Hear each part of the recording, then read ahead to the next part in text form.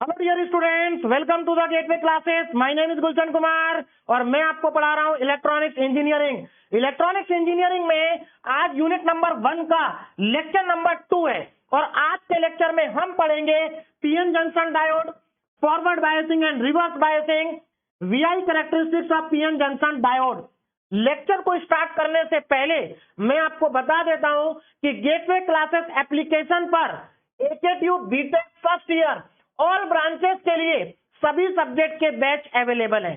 Combo pack के अंदर आपको सभी सब्जेक्ट एक साथ मिल जाते हैं और सभी सब्जेक्ट में आपको डिटेल लेक्चर्स मिलेंगे, वन शॉट रिवीजन वीडियो मिलेंगे, पीडीएफ नोट मिलेंगे और एकेट्यूब पीवाईक्यूज मिलेंगे।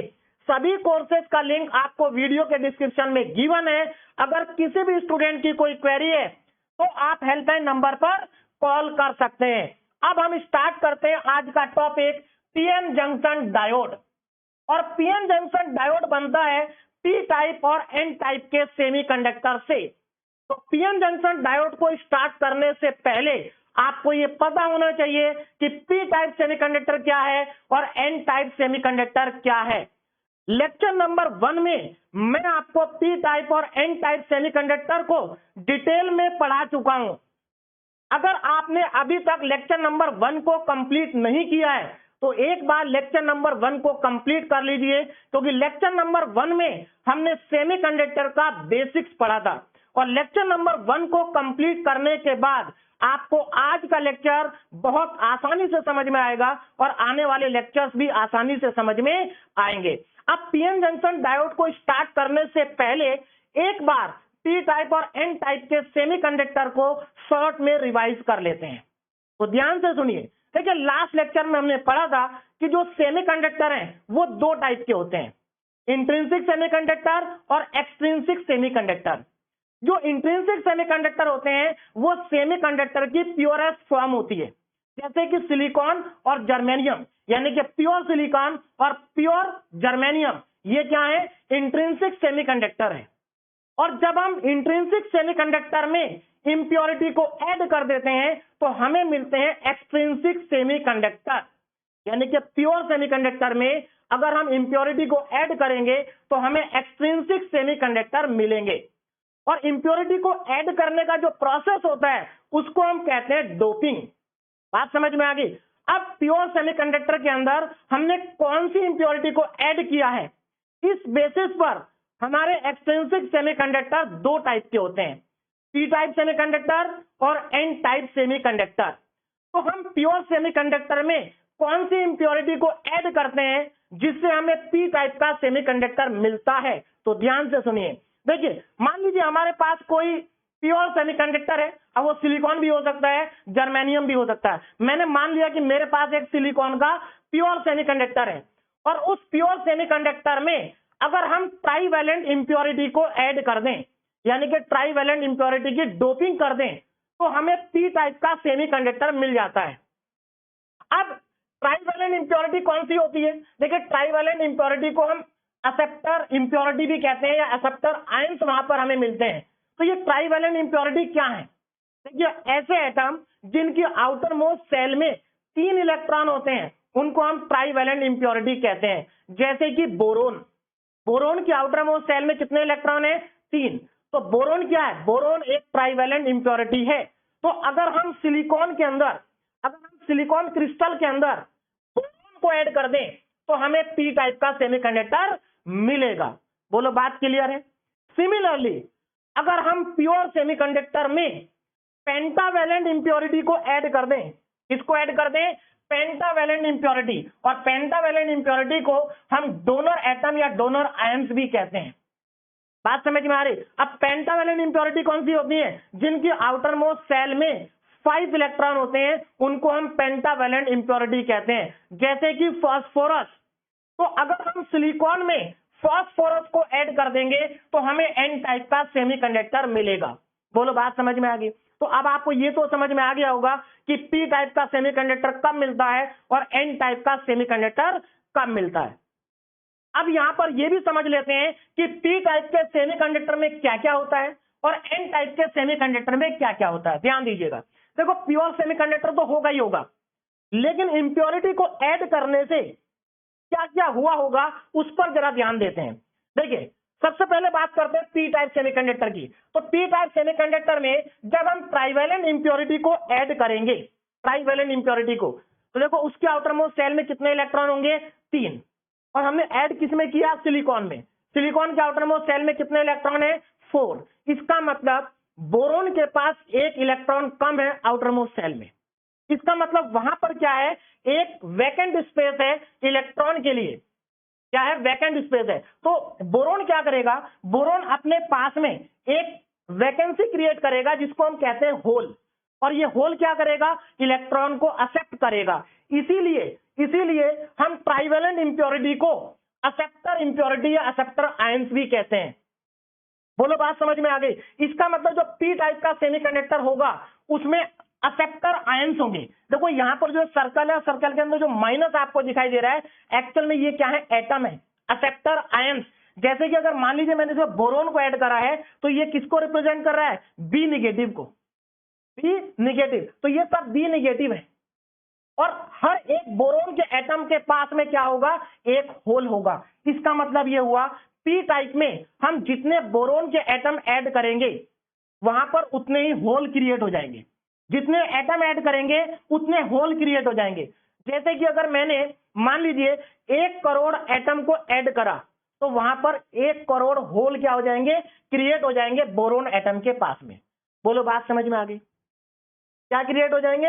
होल। अब एक और चीज हमने लास्ट लेक्चर में पढ़ा था कि रूम टेम्परेचर पे जो हमारा सिलिकॉन का या जर्मेनियम का क्रिस्टल होता है उसके जो कोवेलेंट बॉन्ड होते हैं वो टूट जाते हैं और वहां पर कुछ कोवेलेंट बॉन्ड टूट जाते हैं और वहां पर होल और इलेक्ट्रॉन पेयर क्या होता है? जनरेट होता है। बात समझ में आ रही? भाई जब कोवेलेंट बॉन्ड टूटेगा तो एक फ्री इलेक्ट्रॉन वहां पर मिलेगा और फ्री इलेक्ट्रॉन मिलेगा तो एक होल भी मिलेगा, क्योंकि इलेक्ट्रॉन और होल पेयर में जनरेट होंगे। इसका मतलब ये हुआ, देखो जितने हमने यहां पर इंप्योरिटी के एटम ऐड करे उतने होल तो हमें मिल चुके थे, लेकिन रूम टेम्परेचर पर थर्मल एनर्जी की वजह से यहां पर कुछ इलेक्ट्रॉन और होल के पेयर भी जनरेट होंगे। ये जो व्हाइट कलर से आपको दिखाई दे रहा है ये इलेक्ट्रॉन है और ये होल है। तो देखो यहां पर इलेक्ट्रॉन और होल के कुछ पेयर भी क्या हो जाएंगे? जनरेट हो जाएंगे। अब यहां पर कंक्लूजन क्या निकल रहा है कि जो पी टाइप का सेमीकंडक्टर है इसके अंदर एक तो एक्सेप्टर आयंस है और ये जो आयंस है ये इमोबाइल है। इमोबाइल आयंस है मतलब ये मूव नहीं करते, ये अपनी पोजीशन को चेंज नहीं करते हैं। बात समझ में आ गई? और क्या है? होल्स हैं। और ध्यान दीजिएगा यहां पर जो होल्स हैं वो मेजोरिटी कैरियर्स हैं। ये तो आपको साफ साफ दिखाई दे रहा है। भाई जितने हम इसमें एटम ऐड करेंगे उतने होल आ जाएंगे और कुछ यहां पर जनरेट हुए हैं। तो एक बात देखो, जितने होल जनरेट हुए उतने इलेक्ट्रॉन जनरेट हुए, तो ये तो आपस में बैलेंस हो गए। लेकिन जितने हमने एटम ऐड करे हैं उतने होल भी इसमें आ गए, तो इसका मतलब होल ज्यादा है या इलेक्ट्रॉन ज्यादा है? तो यहां पर होल की मात्रा ज्यादा है, होल की मात्रा ज्यादा है। इसलिए पी टाइप में होल मेजोरिटी कैरियर्स होते हैं। बात समझ में आ गई? और जो इलेक्ट्रॉन है वो माइनॉरिटी कैरियर्स होते हैं, क्योंकि यहां पर इलेक्ट्रॉन केवल वो हैं जो थर्मल एनर्जी की वजह से जनरेट हुए हैं।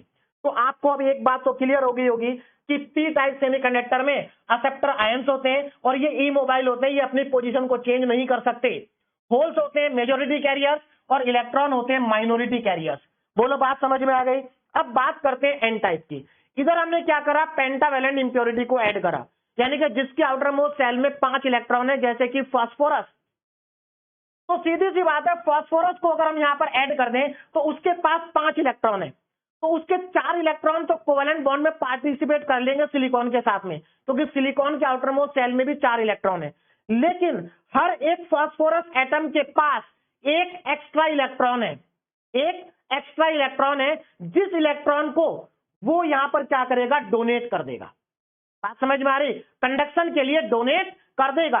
इसीलिए यहां पर जो हम इंप्योरिटी ऐड करते हैं उस इंप्योरिटी को हम कहते हैं डोनर इंप्योरिटी या डोनर आयंस, क्योंकि ये अपना एक इलेक्ट्रॉन कंडक्शन के लिए क्या करता है? डोनेट कर देता है। बोलो, बात समझ में आ गई? इसका मतलब यहां पर हम जितने फास्फोरस के एटम ऐड करेंगे उतने फ्री इलेक्ट्रॉन आ जाएंगे, उतने ही फ्री इलेक्ट्रॉन आ जाएंगे। अगेन रूम टेम्परेचर पर इसके अंदर भी इलेक्ट्रॉन और होल के पेयर जनरेट होंगे, कुछ जनरेट होंगे, है ना? जैसे कि देखो ये जनरेट हो गया, ये जनरेट हो गया। तो अब आपको यहां पर एक बात समझ में आ गई होगी कि एन टाइप सेमीकंडक्टर में इलेक्ट्रॉन की मात्रा ज्यादा है और होल की मात्रा कम है। इसका मतलब एन टाइप सेमीकंडक्टर में जो होल है वो माइनॉरिटी कैरियर्स हैं और इलेक्ट्रॉन मेजॉरिटी कैरियर्स हैं। बोलो बात समझ में आ गई। और जो पेंटावैलेंट इंप्योरिटी है वो डोनर आयंस है, इमोबाइल आयंस है, वो अपनी पोजीशन को चेंज नहीं करते हैं। बोलो बात समझ में आ रही है। तो ये जितने भी आयंस है ये अपनी पोजीशन को चेंज नहीं करेंगे। ये जो यहां पर आपको दिखाई दे रहा है ये सब बी निगेटिव है और इधर जो आपको ये दिखाई दे रहा है ये सब फॉस्फोरस है, पी पॉजिटिव। बोलो बात समझ में आ गई। और अगर इतना आपको समझ में आ गया तो अब पीएन जंक्शन डायोड में कुछ भी नहीं है। देखो जब हम इस पी टाइप सेमीकंडक्टर और एन टाइप सेमीकंडक्टर को ज्वाइन करते हैं तो पीएन जंक्शन डायोड बन जाता है, यानी कि डायोड बन जाता है। पीएन जंक्शन डायोड को हम सेमीकंडक्टर डायोड भी कह सकते हैं या सिंपली डायोड कह सकते हैं। तो डायोड कैसे बनता है? पी टाइप और एन टाइप के सेमीकंडक्टर को ज्वाइन करके। वैसे एक्चुअल में ज्वाइन नहीं करते हैं, है ना, ये ज्वाइन करके नहीं बनता है। इसके लिए एडवांस फैब्रिकेशन टेक्निक होती है जिससे ये बनाया जाता है। हम इसको सिंपली इस तरीके से समझ सकते हैं कि जो पीएन जंक्शन डायोड होता है ये एक सिंगल क्रिस्टल होता है। जर्मेनियम का भी हो सकता है, सिलिकॉन का भी हो सकता है। एक ही होता है, दो को ज्वाइन नहीं करते हैं। एक सिंगल क्रिस्टल होता है, वो जर्मेनियम का भी हो सकता है, सिलिकॉन का भी हो सकता है। डोपिंग का मतलब है इंप्योरिटी को ऐड करते हैं। Such a manner that 1/2 portion of it act as a p type semiconductor and other half as n type semiconductor। इसका मतलब ये है कि जैसे मान लीजिए हमारे पास एक सिलिकॉन का सिंगल क्रिस्टल है ना, इसके आधे पार्ट में हमने किसकी डोपिंग कर दी? पेंटावैलेंट इंप्योरिटी की और आधे पार्ट में कर दी ट्राइवैलेंट इंप्योरिटी की। तो सीधी सी बात है, ये वाला पार्ट पी टाइप बन जाएगा और ये वाला टाइप पार्ट एन टाइप बन जाएगा। या सिंपली आप ऐसा समझ लीजिए कि जब हम पी टाइप और एन टाइप को ज्वाइन करते हैं तो हमें क्या मिल जाता है? पीएन जंक्शन डायोड मिल जाता है, जिसको हम सेमीकंडक्टर डायोड या केवल डायोड भी कह सकते हैं। बोलो बात समझ में आ गई। चलिए इतना तो आपको समझ में आ गया होगा। लेकिन अब क्वेश्चन ये आता है कि जब ये पी टाइप और एन टाइप ज्वाइन होते हैं तो इनके अंदर क्या होता है? ये समझने वाली बात है। यहां पर मतलब हमें ये समझना है भाई ज्वाइन तो हो गए, लेकिन जिस समय ये डायोड बना होगा उस समय जब ये ज्वाइन हुए होंगे तो उस समय इसके अंदर क्या हुआ होगा, ये हमारे लिए क्या है? इंटरेस्टेड कहानी है। तो इसको ध्यान से समझिए, बहुत इंटरेस्टेड है और बहुत ही इजीली आपको ये समझ में आ जाएगा। बोलो बात समझ में आ रही है ना। द बाउंड्री और region of transition between n type and p type semiconductor is called PN junction. देखो ये एन टाइप है और ये पी टाइप है और इन दोनों के बीच में जो ये बाउंड्री है इसको हम कहते हैं पीएन जंक्शन। क्या कहते हैं? PN junction. अब पूरी कहानी को समझ लेते हैं कि जब ये डायोड बनता है तो एक्चुअल में होता क्या है। देखिए जब ये डायोड बनता है तो इसमें बीच में एक डिप्लीशन लेयर बनती है जिसको हम डिप्लीशन रीजन भी कहते हैं। अब ये डिप्लीशन लेयर और डिप्लीशन रीजन बनता कैसे है इसको समझते हैं और बहुत आसान है, आपको बहुत आसानी से समझ में आएगा। बस यहां पर ध्यान देना होगा जो मैं आपको यहां पर बताना चाह रहा हूं। ध्यान से सुनिए, फॉर्मेशन ऑफ डिप्लीशन रीजन। और ये बहुत इंपॉर्टेंट क्वेश्चन है यूनिवर्सिटी एग्जाम के लिए। बहुत बार यूनिवर्सिटी एग्जाम में पूछा जाता है कि discuss the formation of depletion layer. तो बहुत इंपॉर्टेंट क्वेश्चन है और बहुत बार एकेटीयू यूनिवर्सिटी में पूछा जा चुका है। ध्यान से सुनिए, देखिए when A PN junction is form, जब पीएन जंक्शन बनता है, ध्यान से सुनना, जब पीएन जंक्शन बनता है, the p side of the junction has higher concentration of hole while the n side has higher concentration of electron। तो ये तो बहुत सिंपल सा बात हो गई। देखो जब हमारा पीएन जंक्शन डायोड बनता है तो एन टाइप में जो एन टाइप का सेमीकंडक्टर है इसमें इलेक्ट्रॉन की कंसंट्रेशन ज्यादा होती है, मतलब मात्रा ज्यादा होती है, और पी टाइप में होल की ज्यादा होती है। यही यहाँ पर लिखा है। तो पहला पॉइंट आपको समझ में आ गया होगा ना। Due to the concentration gradient at the junction. अब यहाँ पर मेरी बात को जरा ध्यान से समझो भाई, इधर होल की कंसंट्रेशन ज्यादा है, सॉरी इधर इलेक्ट्रॉन की कंसंट्रेशन ज्यादा है और इधर होल की कंसंट्रेशन ज्यादा है। और आप अच्छे से जानते हैं कि जो इलेक्ट्रॉन है वो निगेटिव चार्ज होते हैं और जो होल है वो पॉजिटिव चार्ज की तरह एक्ट करते हैं। बात समझ में आ रही है? इसका मतलब जो इलेक्ट्रॉन है वो क्या करेगा? इलेक्ट्रॉन होल के पास जाने की कोशिश करेगा। तो जिस समय ये पी और एन टाइप के सेमीकंडक्टर को ज्वाइन करते हैं या जब पी और एन टाइप का सेमीकंडक्टर को बनाते हैं ज्वाइन करके, तो देखो उस समय होता क्या है। ध्यान से सुनिए, देखो ये इलेक्ट्रॉन क्या चाहेगा, ये इलेक्ट्रॉन कोशिश करेगा कि ये इस होल के पास आ जाए। बात समझ में आ रही? मतलब जो इलेक्ट्रॉन है वो होल के ऊपर कूदना चाहेंगे। क्यों? क्योंकि ये पॉजिटिव चार्ज है और वो निगेटिव चार्ज है, and positive negative charge attract each other. बोलो बात समझ में आ रही है? तो इसका मतलब यही है कि यहां पर जो इलेक्ट्रॉन है वो क्या देखेगा कि भाई यहां पर एक स्पेस खाली है, तो ये इलेक्ट्रॉन क्या करेगा, इस स्पेस में आने की कोशिश करेगा। बात समझ में आ गई? ये इलेक्ट्रॉन इस स्पेस में आने की कोशिश करेगा, ये इलेक्ट्रॉन इस स्पेस में आने की कोशिश करेगा और आ जाएगा। मतलब जिस समय ये जंक्शन बनेगा, जिस समय जंक्शन बनेगा तो ये इलेक्ट्रॉन और होल आपस में एक दूसरे को क्या करेंगे, अट्रैक्ट करेंगे, और इस प्रोसेस को हम कहते हैं डिफ्यूजन। मतलब जैसे ही पी और एन को ज्वाइन करेंगे वहां पर डिफ्यूजन स्टार्ट हो जाएगा, और डिफ्यूजन स्टार्ट होने का मतलब है कि जो इलेक्ट्रॉन है वो होल के ऊपर कूदेगा, क्योंकि वो निगेटिव चार्ज है और ये पॉजिटिव चार्ज है। बोलो बात समझ में आ गई? अब सीधी सी बात है, ये निगेटिव ये पॉजिटिव दोनों एक दूसरे को क्या कर देंगे, न्यूट्रलाइज कर देंगे, और न्यूट्रलाइज करने का मतलब है ये यहां से खत्म हो जाएंगे। बोलो बात समझ में आ रही है? ये क्या हो जाएंगे, सब यहां से खत्म हो जाएंगे। मतलब यहां पर अब ये नहीं मिलेंगे क्योंकि दोनों अपोजिट चार्ज थे। बोलो मेरी बात समझ में आ गई? क्लियर है? और आगे बढ़ते हैं। सिमिलर तरीके से ये जो इलेक्ट्रॉन है, ये इलेक्ट्रॉन भी, इस इलेक्ट्रॉन को भी ये स्पेस खाली दिखाई देगा, तो इसकी भी कोशिश रहेगी कि मैं इसके ऊपर कूद जाऊं। या आप ऐसा भी सोच सकते हैं, ये जो होल है, ये होल उधर डिफ्यूज होना चाहेगा, मतलब इस इलेक्ट्रॉन के पास जाना चाहेगा। बोलो बात समझ में? मतलब यहां पर डिफ्यूजन होगा इलेक्ट्रॉन और होल का, इलेक्ट्रॉन और होल का। ये इलेक्ट्रॉन इस वैकेंसी पे आना चाहेगा। भाई होल क्या होता है, होल होता है वैकेंसी ऑफ इलेक्ट्रॉन, है ना, और ये होल इस इलेक्ट्रॉन के पास चला जाएगा, मतलब यहां पर डिफ्यूजन हो जाएगा, और जैसे ही ये मिल जाएंगे तो ये क्या होगा, इनका इफेक्ट न्यूट्रलाइज हो जाएगा, और ये मैं यहां से अब हटा सकता हूं। बोलो बात समझ में आ रही है? समझ में आ रही क्या प्रोसेस होगा यहां पर? और इस प्रोसेस को हम कहते हैं डिफ्यूजन। क्या कहते हैं? डिफ्यूजन। तो जब हम पी और एन टाइप के सेमीकंडक्टर को ज्वाइन करते हैं तो सबसे पहले होता है डिफ्यूजन, और डिफ्यूजन की वजह से जो ये लेयर जहां पर जंक्शन है, जहां पर जंक्शन है वहां पर जो इलेक्ट्रॉन और होल होंगे वो आपस में क्या करेंगे, मिल जाएंगे और न्यूट्रलाइज हो जाएंगे। बात समझ में आ रही है? लेकिन ये प्रोसेस ज्यादा देर तक नहीं चलेगा, ये प्रोसेस ज्यादा देर तक नहीं चलेगा, क्योंकि आसपास के जो होल और इलेक्ट्रॉन थे वो आपस में मिल चुके। अब यहां पर बचा पॉजिटिव चार्ज, यहां पर बचा निगेटिव चार्ज। बोलो बात समझ में आ रही? क्या बचा? पॉजिटिव चार्ज और निगेटिव चार्ज। तो अब क्या होगा? क्या किसी स्टूडेंट को कोई आइडिया क्या होगा? देखिए मुझे मालूम है बहुत स्टूडेंट को पता है। क्यों? क्योंकि आप ये सब क्लास 12 में पढ़ करके आ चुके हैं, लेकिन मैं ये मान के चल रहा हूं कि आप सब कुछ भूल चुके हैं, आपको अब ये नहीं आता है, मतलब आप भूल चुके हैं। मैं यही मान के आपको पढ़ा रहा हूं। अब मेरी बात को जरा ध्यान से समझिए। देखो यहां पर बचा पॉजिटिव चार्ज, यहां पर बचा निगेटिव चार्ज। तो क्या होगा? आप लोग डिटेल में क्लास 12 में पढ़ चुके हैं कि अगर पॉजिटिव चार्ज और निगेटिव चार्ज है तो दोनों के बीच में इलेक्ट्रिक फील्ड जनरेट होगा। क्या जनरेट होगा? Electric field. इसका मतलब ये हुआ, इसका मतलब ये हुआ कि यहां पर इलेक्ट्रिक फील्ड बनेगा। क्या बनेगा? इलेक्ट्रिक फील्ड बनेगा। बोलो बात समझ में आ रही है? क्या बनेगा? Electric field.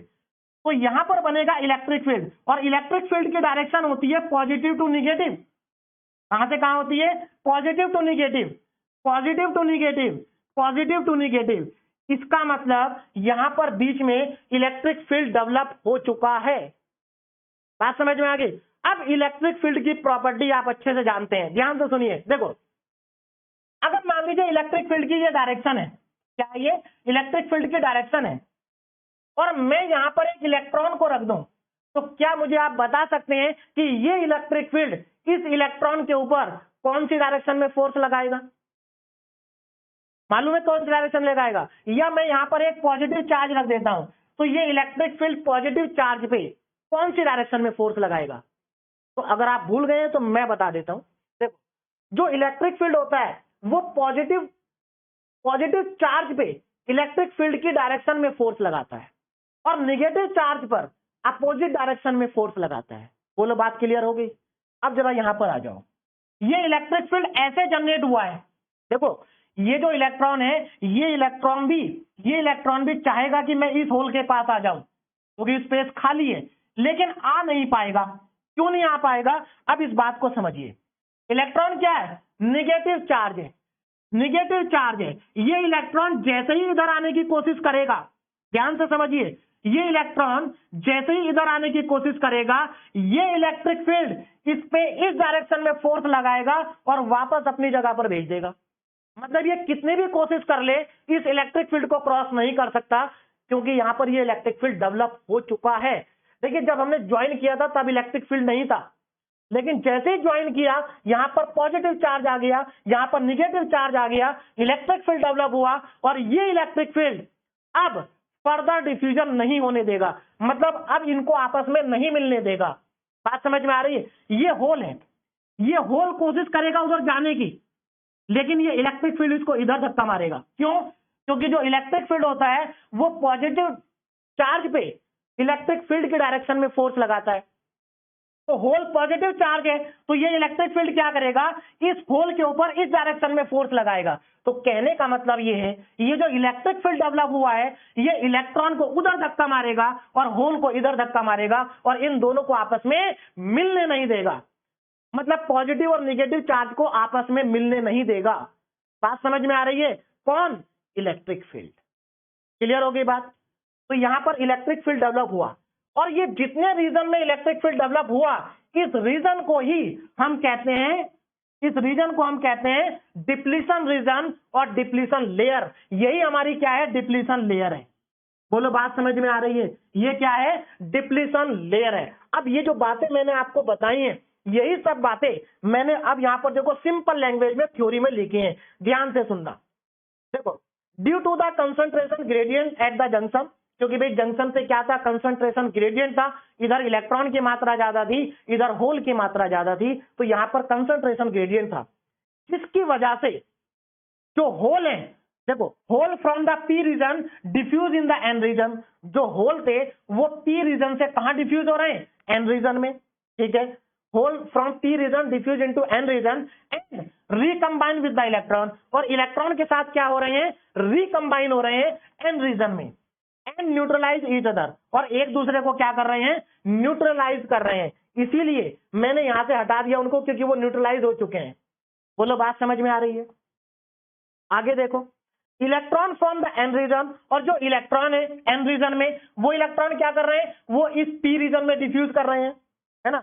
Electron from N region diffuse into P region and recombine with the hole, और होल के साथ रिकंबाइन कर रहे हैं पी रीजन में, एंड न्यूट्रलाइज ईच अदर, और एक दूसरे को कर रहे हैं न्यूट्रलाइज।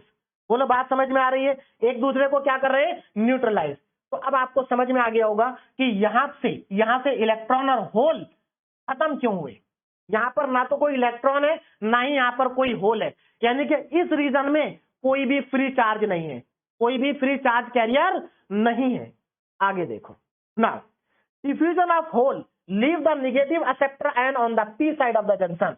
देखिए, होल के डिफ्यूजन से क्या हुआ? जब होल उधर जाके डिफ्यूज करेगा तो यहां पर नेगेटिव आयंस बचेंगे, एक्सेप्टर आयंस बचेंगे, और जब इलेक्ट्रॉन इधर आके डिफ्यूज करेंगे तो यहां पर पॉजिटिव आयंस बचेंगे। बोलो, बात समझ में आ गई?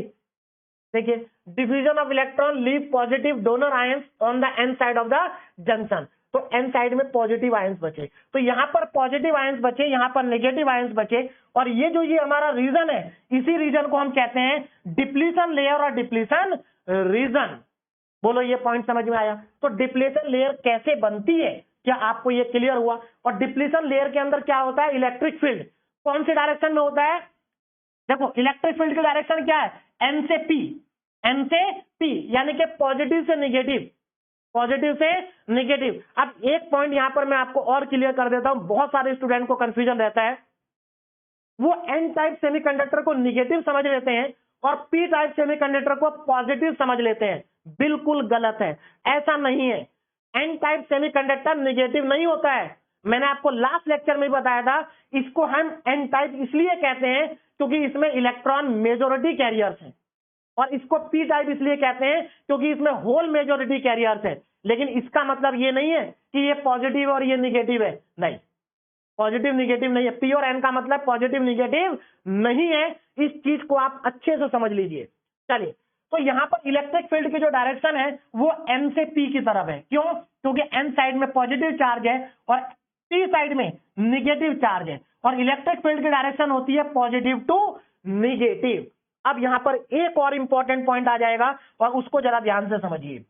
ये पॉजिटिव चार्ज है और ये निगेटिव चार्ज है। आप अच्छे से जानते हैं पॉजिटिव मतलब हाई पोटेंशियल और निगेटिव मतलब लो पोटेंशियल। इसका मतलब यहां पर हाई पोटेंशियल है और यहां पर लो पोटेंशियल है, और अगर एक पॉइंट पर हाई पोटेंशियल है और दूसरे पॉइंट पर लो पोटेंशियल है तो उनके बीच में पोटेंशियल डिफरेंस डेवलप होगा। क्या डेवलप होगा? Potential difference. बोलो बात समझ में आ रही है? आगे देखो वही पॉइंट लिखा है, due to the presence of, अच्छा यहां पर ध्यान दो इसको, due to the presence of immobile positive and negative ions on opposite side of the junction and electric field is generated at the junction. तो ये तो मैं आपको बता ही चुका हूं कि भाई एक साइड में पॉजिटिव है एक साइड में नेगेटिव है, तो इनके बीच में इलेक्ट्रिक फील्ड डेवलप होगा और इसकी डायरेक्शन एन से पी होगी। यहां पर एक चीज मैं आपको और बताना चाहता हूं, बहुत सारे स्टूडेंट गलत कॉन्सेप्ट यहां पर बना लेते हैं कि ये जो पॉजिटिव चार्ज है ना, ये जो पॉजिटिव चार्ज है ये मूव होता है। ये मैं आपको बता दूं, पॉजिटिव चार्ज यहां पर जो ये आपको दिखाई दे रहा है ना, ये आयंस है, ई मोबाइल आयंस, ये मूव नहीं हो सकते। बात समझ में आ रही है? ना ही ये मूव होंगे ना ये मूव होंगे। मूवमेंट किसमें होगा? होल और इलेक्ट्रॉन में होगा। क्लियर है? और एक्चुअल में तो होल भी मूव नहीं करते हैं, केवल वैकेंसी क्रिएट होती चली जाती है आगे को, उसी को हम मूवमेंट कहते हैं। नेक्स्ट पॉइंट देखिए क्या है, electric field stop further diffusion of electron and holes. तो ये मैं आपको बता ही चुका हूं कि ये जो इलेक्ट्रिक फील्ड डेवलप होगा ये फर्दर डिफ्यूजन को रोक देगा। बात समझ में आ रही? फर्दर डिफ्यूजन को क्या होगा?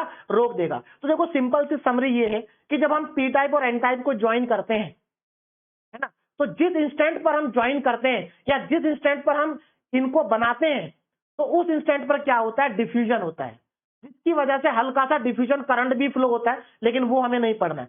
डिफ्यूजन होता है और डिफ्यूजन की वजह से यहां इलेक्ट्रिक फील्ड डेवलप हो जाता है जो फर्दर डिफ्यूजन नहीं होने देता। आगे देखिए एक और important point, the layer of immobile positive ion, ध्यान देना था, इंपॉर्टेंट है। The layer of immobile positive and negative ions, देखो the layer of immobile, देखो ये हमारी ई मोबाइल नेगेटिव आयंस है और ये हमारे ई मोबाइल पॉजिटिव आयंस है। तो ये जो लेयर आपको दिखाई दे रही है पॉजिटिव और नेगेटिव आयंस की, the layer of immobile positive और negative ions which have no free electron and holes, जिसमें ना तो कोई फ्री इलेक्ट्रॉन है और ना ही होल है। मतलब इस रीजन में ना तो कोई इलेक्ट्रॉन है और ना ही कोई होल्स है। इस रीजन को हम कहते हैं डिप्लीशन लेयर। इस लेयर को हम कहते हैं डिप्लीशन लेयर। समझ में आया डिप्लीशन लेयर क्या है? तो डिप्लीशन लेयर के अंदर इलेक्ट्रिक फील्ड होता है, डिप्लीशन लेयर के अंदर कोई फ्री इलेक्ट्रॉन नहीं होता, कोई फ्री होल्स नहीं होता। बात समझ में आ गई? चलिए, तो मुझे लगता है इतनी बात आपको और समझ में आ गई होगी। एक और इंपॉर्टेंट पॉइंट और लास्ट पॉइंट जो कि बहुत इंपॉर्टेंट है, the accumulation of negative charge in p region. मतलब पी रीजन में क्या हो रहा है? पी रीजन में नेगेटिव चार्ज का एक्यूमुलेशन हो रहा है near the junction, and positive charge in the n region. और एन रीजन में क्या है? पॉजिटिव चार्ज है। मतलब इस जंक्शन के पास में एन रीजन में पॉजिटिव चार्ज है और पी रीजन में नेगेटिव चार्ज है। और ये चार्ज करेंगे क्या? यहां पर देखो जरा, क्या n region set up an potential difference across the junction. ये जंक्शन के अक्रॉस एक पोटेंशियल डिफरेंस को सेटअप करेंगे, एक पोटेंशियल डिफरेंस बनाएंगे, क्योंकि ये हाई पोटेंशियल और ये लो पोटेंशियल। देखो ये मैंने यहां पर बैटरी नहीं लगा रखी अलग से, ये मैं सिर्फ आपको ये शो करके दिखाना चाहता हूं कि ये हाई पोटेंशियल है, हाई पोटेंशियल मतलब पॉजिटिव, और ये लो पोटेंशियल है मतलब नेगेटिव। तो यहां पर एक पोटेंशियल डेवलप हो जाएगा, पोटेंशियल डिफरेंस डेवलप हो जाएगा, जिसको हम कहते हैं पोटेंशियल बैरियर। क्या कहा जाता है उसको? Potential barrier. ध्यान दीजिएगा, दिस एक्ट एज बैरियर। और ये जो पोटेंशियल डेवलप होगा ये बैरियर की तरह एक्ट करेगा, मतलब रुकावट करेगा यहां पर, and is called as barrier potential और जंक्शन पोटेंशियल। और हम इसको क्या कहते हैं? बैरियर पोटेंशियल और जंक्शन पोटेंशियल कहते हैं। अब मेरी बात को जरा ध्यान से समझना, हम इसको बैरियर पोटेंशियल क्यों कह रहे हैं? भाई हम इसको बैरियर पोटेंशियल कह रहे हैं क्योंकि यहां पर जो पोटेंशियल डिफरेंस डेवलप हुआ है ये इलेक्ट्रॉन और होल को आपस में मिलने नहीं देगा। देखो एक कॉन्सेप्ट तो पहले समझ लिया कि इलेक्ट्रिक फील्ड इनको मिलने नहीं देगा, अब ये जो पोटेंशियल बैरियर यहां पर डेवलप हुआ है, ये भी इनको मिलने नहीं देगा। देखो कैसे, ये हाई पोटेंशियल, ये लो पोटेंशियल। और आप लोग इलेक्ट्रॉन और होल के बारे में, इलेक्ट्रॉन और होल के बारे में पढ़ चुके हैं। क्या पढ़ चुके हैं वो मैं आपको बताता हूं कि जो इलेक्ट्रॉन होता है वो लोअर पोटेंशियल से हायर पोटेंशियल की तरफ मूव करता है। मतलब इलेक्ट्रॉन लो पोटेंशियल से हाई पोटेंशियल की तरफ फ्लो करता है। और जो होल होता है पॉजिटिव चार्ज, वो हाई पोटेंशियल से लो पोटेंशियल पर जाता है। अब जरा वापस आओ, देखो इलेक्ट्रॉन इधर प्रेजेंट है और इलेक्ट्रॉन की क्या प्रॉपर्टी है? इलेक्ट्रॉन की प्रॉपर्टी ये है कि वो लो से हाई की तरफ जाएगा। अब यहां तो देखो लो से हाई की तरफ, लेकिन प्रॉब्लम ये है लो पोटेंशियल इधर है और इधर इलेक्ट्रॉन ही नहीं है, तो इसका मतलब इलेक्ट्रॉन उधर जाएगा कहां से? हाँ, जो माइनॉरिटी कैरियर्स होंगे वो चले जाएंगे, बात अलग है। अब यहां पर क्या इलेक्ट्रॉन है ना, इलेक्ट्रॉन है, लेकिन इलेक्ट्रॉन तो हाई से लो की तरफ जाता नहीं, लो से कहां जाता है? हाई जाता है।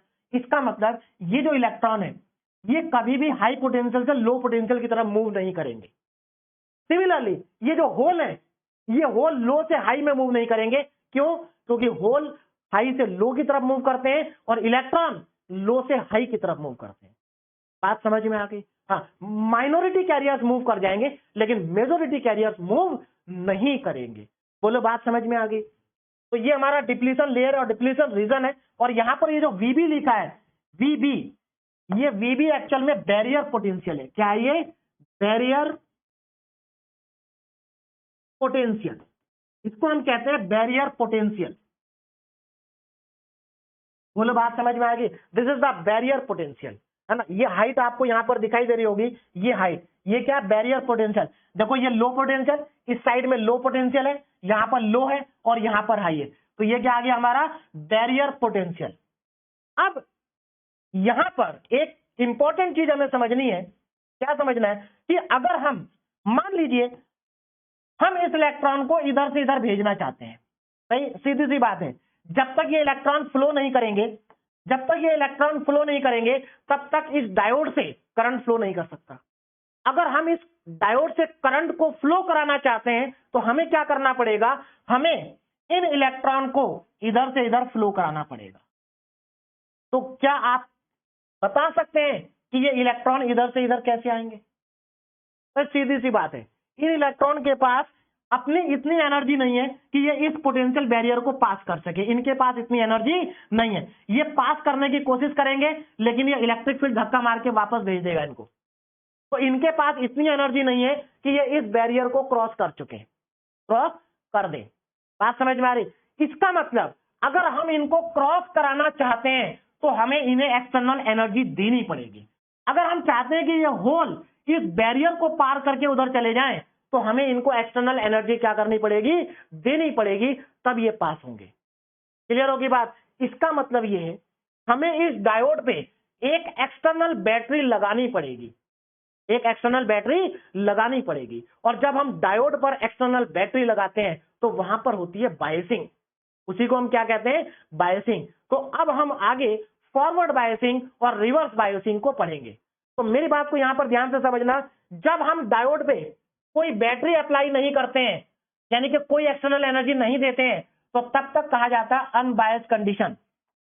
इसका मतलब अभी तक जो हम पढ़ रहे थे डायोड को, वो अनबायस्ड कंडीशन में पढ़ रहे थे क्योंकि अभी तक हमने कोई बैटरी अप्लाई नहीं करी थी। लेकिन अब हम इस डायोड पर बैटरी को अप्लाई करेंगे, तो जब बैटरी को अप्लाई करेंगे तो वहां पर हो जाएगी बायसिंग। क्या हो जाएगी? बायसिंग। एक और इंपॉर्टेंट पॉइंट यहां पर छूट गया, वो भी मैं आपको बता देता हूं। देखो, अगर मान लेते हैं ये जो हमारा डायोड है ये सिलिकॉन सेमीकंडक्टर से बना है। किससे बना है? सिलिकॉन से। तो अगर ये सिलिकॉन से बना है, सिलिकॉन से, तो इस इलेक्ट्रॉन को इधर आने के लिए, इस बैरियर को क्रॉस करने के लिए कितना पोटेंशियल देना पड़ेगा उसको समझ लेते हैं। देखो, अगर ये सिलिकॉन से बना है तो सिलिकॉन के लिए बैरियर पोटेंशियल की वैल्यू 0.7 वोल्ट होती है। कितनी होती है? 0.7 वोल्ट। और जर्मेनियम के लिए 0.3 वोल्ट होती है। इसका मतलब यह है, इसका मतलब यह है कि अगर हम यहां पर एक ऐसी बैटरी लगा दें, ऐसी बैटरी लगा दें जिसका पोटेंशियल डिफरेंस 0.7 वोल्ट से ज्यादा है ना, इससे ज्यादा है, तो ये इलेक्ट्रॉन इधर फ्लो कर जाएंगे, होल उधर फ्लो कर जाएंगे, सिलिकॉन के केस में। और अगर ये जर्मेनियम से बना है तो जर्मेनियम के केस में अगर हम 0.3 वोल्ट को अप्लाई कर दें, मतलब हम 0.3 वोल्ट से ज्यादा की बैटरी अप्लाई कर दें, तो ये इलेक्ट्रॉन इधर से इधर आ जाएंगे और होल इधर से उधर चले जाएंगे। बोलो बात समझ में आ गई। अब इसी चीज को हमें आगे पढ़ना है, क्लियर है। तो आगे बढ़ने से पहले हम सर्किट सिंबल और समझ लेते हैं। Circuit symbol of PN junction diode, मतलब बायोसिंग को स्टार्ट करने से पहले आपको ये भी पता होना चाहिए जो हमारा पीएन जंक्शन डायोड है इसका सिंबल क्या है। भाई अभी तक तो हमने क्या करा, अभी हमने इधर पी टाइप लगा दिया, उधर एन टाइप लगा दिया। तो सर्किट में ऐसे थोड़ा ना बनाएंगे भाई, सर्किट में तो हमें इसका सिंबल यूज करना पड़ेगा। तो ये जो पीएन जंक्शन डायोड है इसका सिंबल ये है। यहां पर देखो ध्यान देना, इधर वाला पार्ट ये P होता है और ये N होता है, मतलब ये P टाइप सेमीकंडक्टर को रिप्रेजेंट कर रहा है और ये वाला पार्ट N टाइप सेमीकंडक्टर को रिप्रेजेंट कर रहा है। बोलो बात समझ में आ रही है। तो ये P टाइप और ये N टाइप है ना। तो P टाइप की साइड में जो टर्मिनल होता है उसको एनोड कहते हैं और N टाइप की साइड में जो होता है उसको कैथोड कहते हैं। तो this is anode, this is cathode, इधर से P टाइप उधर से N टाइप। बोलो बात समझ में आ गई। And this is the circuit symbol of PN junction diode. तो जब हम सर्किट बनाएंगे तो वहां पर जो हमारा डायोड होगा उसको हम इस सिंबल से क्या करेंगे, रिप्रेजेंट करेंगे। अब हम आगे बढ़ते हैं ना, working of A PN junction, मतलब अब हम यहां पर पीएन जंक्शन की वर्किंग पढ़ेंगे under forward bias and reverse bias. यानी कि जब हम फॉरवर्ड बायस करेंगे तो पीएन जंक्शन डायोड की वर्किंग कैसी होगी, जब हम रिवर्स बायस करेंगे तब वर्किंग कैसे होगी, इसको अच्छे से समझ लेते हैं। तो सबसे पहले तो आपको यही पता होना चाहिए कि फॉरवर्ड बायसिंग का मतलब क्या है। फॉरवर्ड बायसिंग का मतलब क्या है, तो ध्यान से समझिए। यहां पर फॉरवर्ड बायसिंग कब होती है, देखो, if the positive terminal of a battery is connected to P side, अगर हम बैटरी के पॉजिटिव टर्मिनल को पी टाइप सेमीकंडक्टर से ज्वाइन कर दें एंड निगेटिव टर्मिनल को एन टाइप सेमीकंडक्टर से ज्वाइन कर दे, then the PN junction is said to be forward bias. तो बहुत सिंपल सा कॉन्सेप्ट है कि अगर आप पी टाइप सेमीकंडक्टर को बैटरी के पॉजिटिव टर्मिनल से कनेक्ट करते हैं और एन टाइप सेमीकंडक्टर को बैटरी के नेगेटिव टर्मिनल से कनेक्ट करते हैं तो आपको फॉरवर्ड बायसिंग मिलेगी। तो यहां पर किस तरह की बायसिंग होगी, फॉरवर्ड बायसिंग होगी। अब इसको जरा ध्यान से समझिए, जब हम फॉरवर्ड बायसिंग करेंगे तो क्या होगा। ये पॉजिटिव टर्मिनल या नेगेटिव टर्मिनल, मतलब ये पॉजिटिव चार्ज है। अब मुझे एक बात बताओ, ये पॉजिटिव है और यहां पर होल भी पॉजिटिव है, तो सीधी सी बात है ये जो आपने एक्सटर्नल वोल्टेज अप्लाई किया है, ये एक्सटर्नल वोल्टेज या इधर से क्योंकि पॉजिटिव चार्ज है तो ये क्या करेगा, इन होल्स, भाई पॉजिटिव पॉजिटिव रिपेल करते हैं, मतलब ये जो बैटरी है इन होल्स के ऊपर उस डायरेक्शन में फोर्स लगाएगी। बोले बात समझ में आ रही। और ये बैटरी का नेगेटिव टर्मिनल है और इधर इलेक्ट्रॉन प्रेजेंट है, तो ये जो बैटरी है ये क्या करेगी, इन इलेक्ट्रॉन के ऊपर इस डायरेक्शन में फोर्स लगाएगी, मतलब इलेक्ट्रॉन पर इस डायरेक्शन में फोर्स लगेगा और होल पे इस डायरेक्शन में फोर्स लगेगा। तो भाई सीधी सी बात है क्या होगा, देखो क्या होगा, जब अगर बैटरी होल के ऊपर इधर फोर्स लगा रही है और इलेक्ट्रॉन के ऊपर इधर फोर्स लगा रही है तो क्या होगा, ये इलेक्ट्रॉन और होल आपस में मिलने की कोशिश करेंगे, लेकिन क्या मिल जाएंगे, देखो जब तक नहीं मिलेंगे तब तक ये बैरियर पोटेंशियल को क्रॉस ना कर दे। मतलब हमें यहां पर करना क्या पड़ेगा, ये जो पोटेंशियल है इस पोटेंशियल को धीरे धीरे इंक्रीज करेंगे। और मान लो ये सिलिकॉन सेमीकंडक्टर है, तो जब यहां पर पोटेंशियल, ये जो बैटरी है जब इसका पोटेंशियल 0.7 वोल्ट से ज्यादा हो जाएगा तो ये इलेक्ट्रॉन और होल आपस में मिल जाएंगे, मतलब न्यूट्रलाइजेशन हो जाएगा। इलेक्ट्रॉन इधर फ्लो करना स्टार्ट कर देंगे, होल इधर फ्लो करना स्टार्ट कर देंगे और इस डायोड में करंट फ्लो होना स्टार्ट हो जाएगा। तो सीधी सी बात है, इलेक्ट्रॉन अगर फ्लो करेंगे तो करंट भी फ्लो करेगा। बोलो बात समझ में आ रही है। तो फॉरवर्ड बायसिंग में हुआ क्या एक्चुअली में, इलेक्ट्रॉन इधर आए होल इधर आए, सीधी सी बात है अगर इलेक्ट्रॉन इधर आएंगे होल इधर आएंगे तो ये जो बीच वाला रीजन था डिप्लीशन रीजन, ये जो हमारा डिप्लीशन रीजन था इसके जो विड्थ होगी वो डिक्रीज हो जाएगी। क्यों होगी भाई, जैसे जैसे इलेक्ट्रॉन इधर आएंगे और होल इधर आएंगे तो ये जो आपको यहां पर आयंस दिखाई दे रहे थे ये दिखाई नहीं देंगे। क्यों, क्योंकि यहां पर भी इलेक्ट्रॉन आ जाएंगे और यहां पर होल्स आ जाएंगे। तो सीधी सी बात है ये डिप्लीशन रीजन है ये छोटा हो जाएगा। तो फॉरवर्ड बायसिंग में ये डिप्लीशन रीजन क्या होता है, डिक्रीज होना स्टार्ट हो जाता है फॉरवर्ड बायसिंग में। और एक समय ऐसा आता है जब ये इलेक्ट्रॉन इधर क्रॉस कर जाते हैं, होल उधर क्रॉस कर जाते हैं, और हमारा जो डिप्लीशन रीजन है, डिप्लीशन लेयर है, वो डिक्रीज हो जाती है और करंट फ्लो करना स्टार्ट कर देता है। तो यहां पर करंट फ्लो होना क्या हो जाएगा, स्टार्ट हो जाएगा। अब मेरी बात को जरा ध्यान से समझना। देखो ये हमारा क्या, बैरियर पोटेंशियल, बैरियर पोटेंशियल, और ये क्या हमारा अप्लाइड पोटेंशियल। ये बैरियर पोटेंशियल, ये अप्लाइड पोटेंशियल। तो जब हमारा अप्लाइड पोटेंशियल बैरियर पोटेंशियल से ज्यादा हो जाएगा तो यहां पर इलेक्ट्रॉन और फ्लो, होल का फ्लो स्टार्ट हो जाएगा और यहां से करंट फ्लो होना स्टार्ट हो जाएगा। तो फॉरवर्ड बायसिंग में क्या क्या होगा जरा ध्यान से समझिए। देखो in forward bias majority carrier move toward the junction, जो मेजोरिटी कैरियर्स है वो जंक्शन की तरफ मूव करेंगे। Minority carriers move away from the junction, और जो माइनॉरिटी कैरियर्स हैं वो जंक्शन से दूर जाएंगे, मतलब अवे फ्रॉम द जंक्शन क्या करेंगे, मूव करेंगे ना। The diffusion of electron and hole into the depletion layer.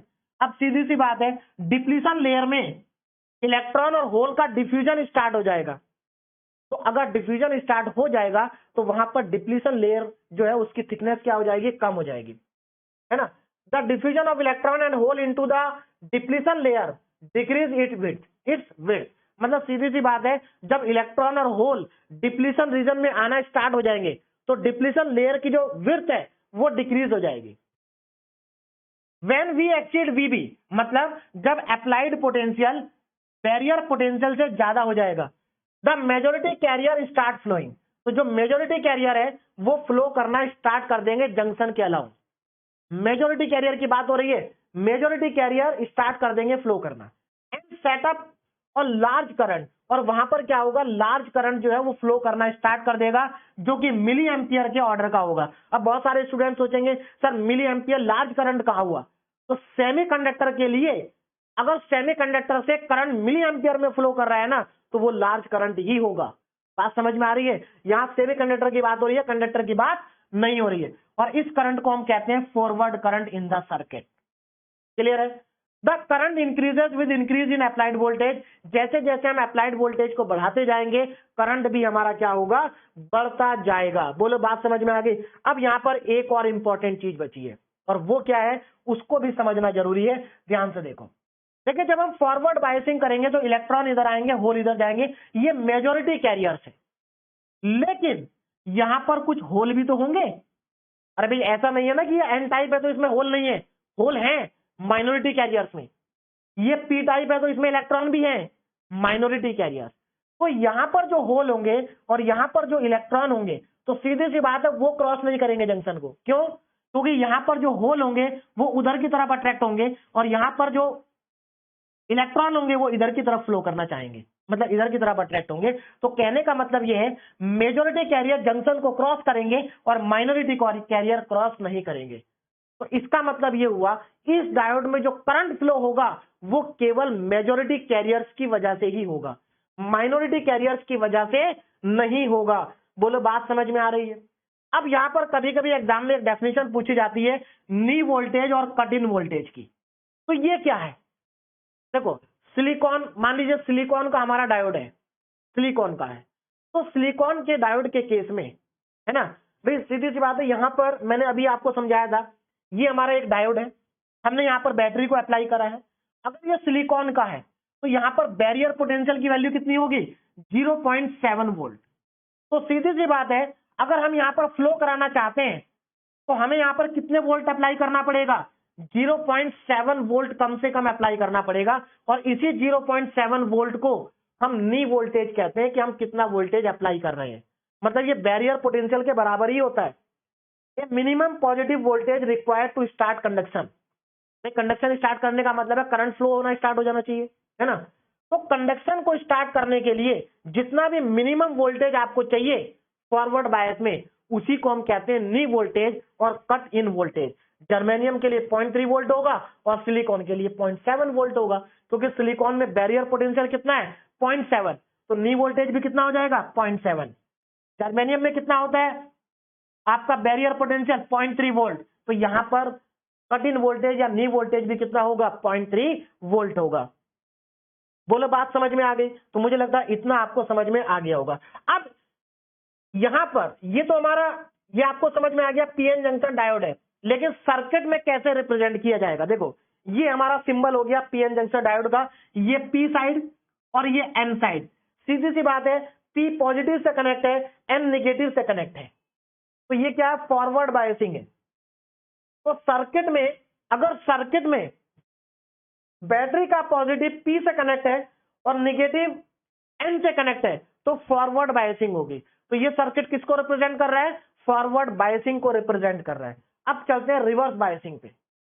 Reverse biasing, देखो रिवर्स बायसिंग सीधी सी बात है, उल्टा हो जाएगा। यहां पर क्या होगा?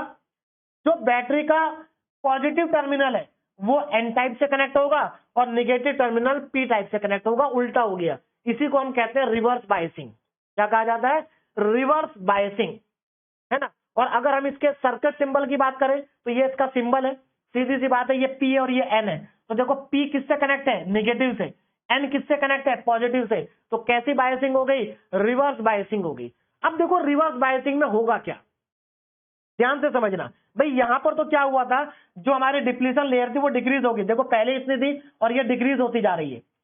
लेकिन अब रिवर्स बायसिंग में क्या होगा, इसको जरा ध्यान से समझिए। देखो भाई, हमने ये क्या था हमारा पी टाइप, इसमें मेजोरिटी कैरियर कौन है? होल।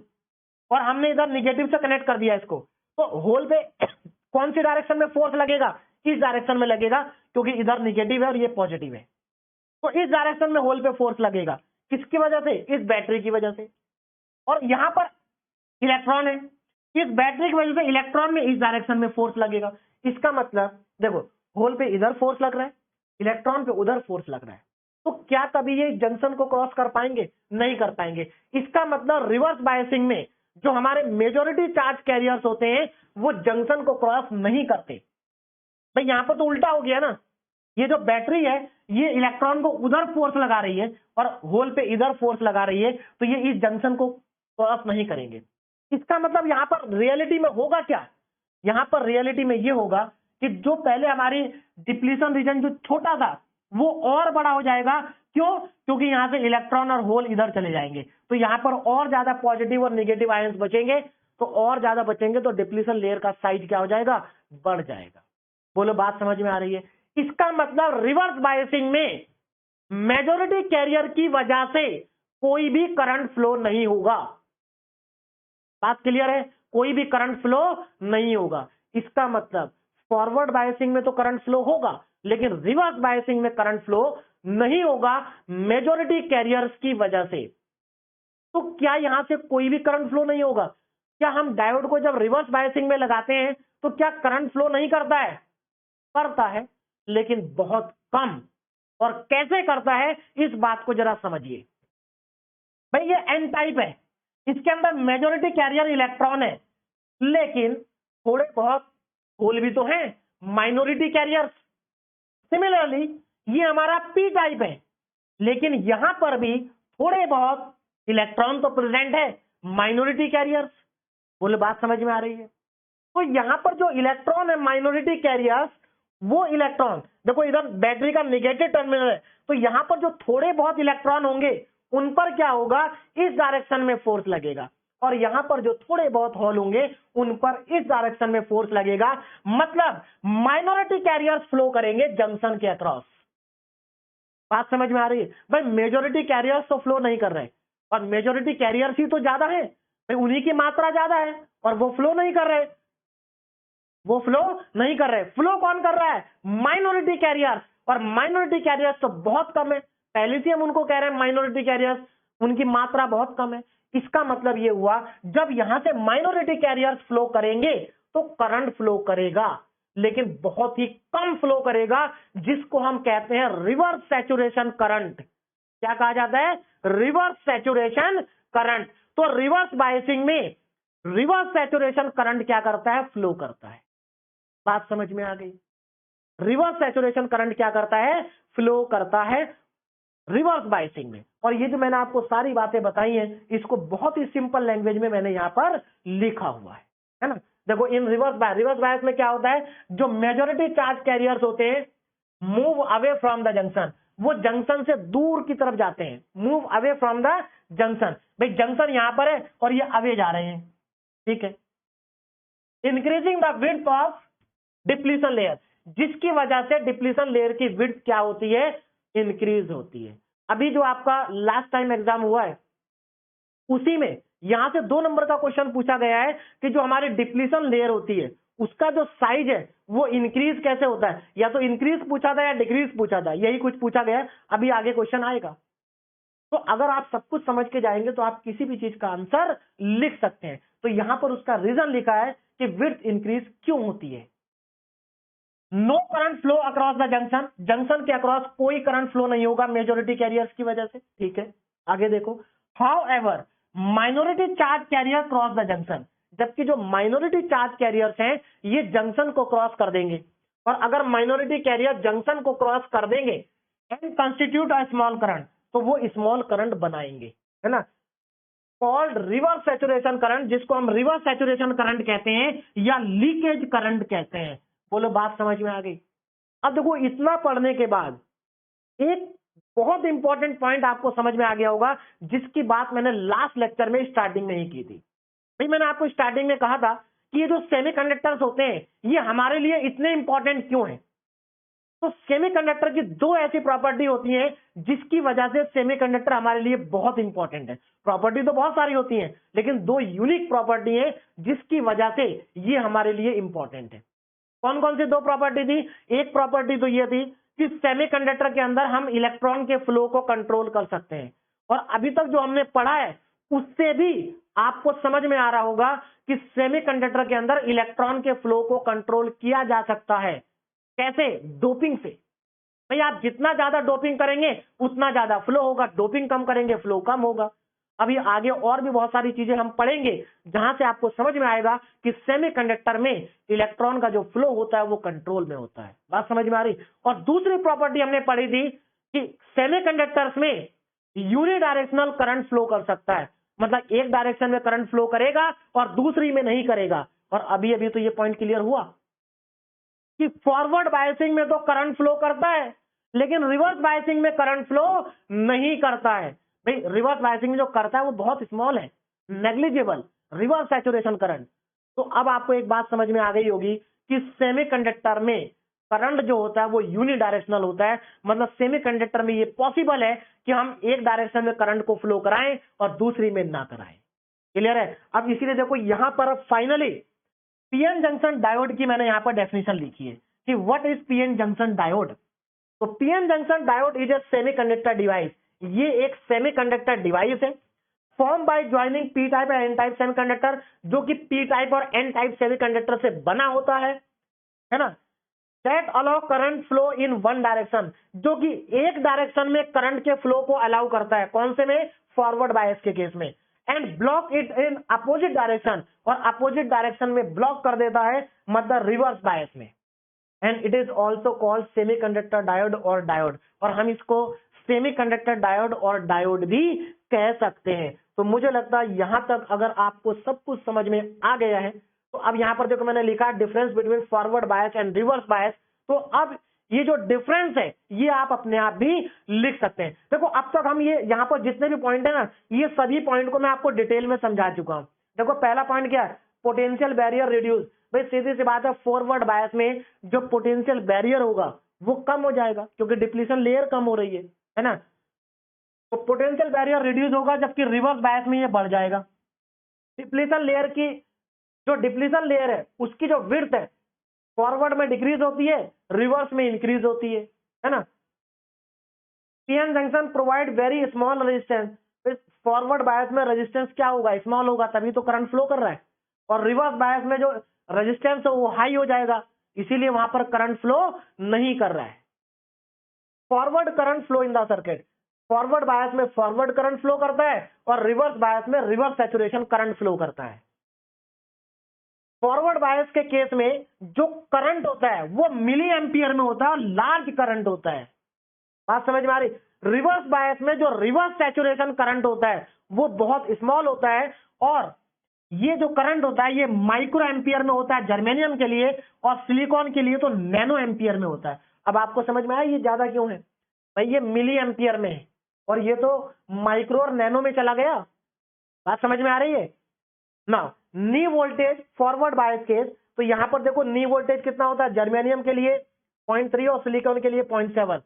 जबकि अगर मैं रिवर्स बायस में बात करूं, देखो रिवर्स बायस में क्या होता है, एक पॉइंट यहां पर छूट गया, वो मैं आगे जाकर डिटेल में बताऊंगा कि जब हम रिवर्स बायसिंग करते हैं, रिवर्स बायसिंग में अगर इस वोल्टेज को हम इंक्रीज करते जा रहे हैं, इंक्रीज करते जा रहे हैं, इंक्रीज करते जा रहे हैं, इंक्रीज करते जा रहे हैं, तो क्या होगा।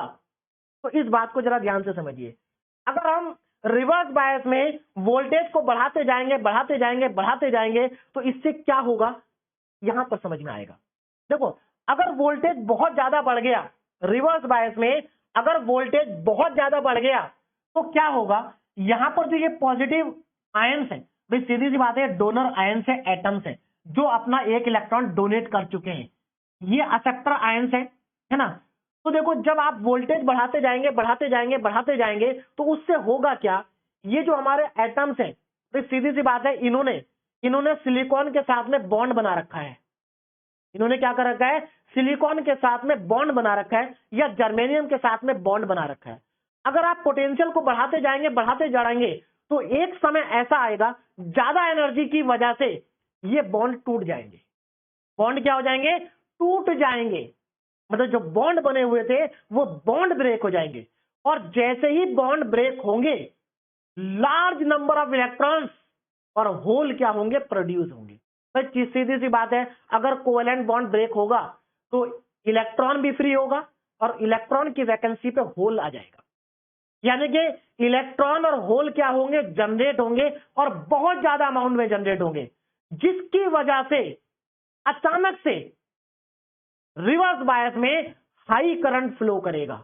और हाई करंट जब रिवर्स बायस में फ्लो करता है तो हम कहते हैं कि हमारा जो डायोड है वो खराब हो गया, फेल हो गया। बात समझ में आ रही है, क्या हो गया, फेल हो गया। तो यहां पर वही चीज लिखी है कि रिवर्स बायस के केस में जब बहुत ज्यादा वोल्टेज अप्लाई कर देते हैं और वहां पर कोवेलेंट बॉन्ड ब्रेक हो जाते हैं और हाई करंट फ्लो होता है, तो उसको हम कहते हैं ब्रेक डाउन वोल्टेज। क्या कहते हैं, ब्रेक डाउन वोल्टेज, मतलब वहां पर ब्रेक डाउन हो जाता है। क्या हो जाता है, ब्रेक डाउन। तो सिलिकॉन के केस में ब्रेक डाउन वोल्टेज होता है 35 वोल्ट।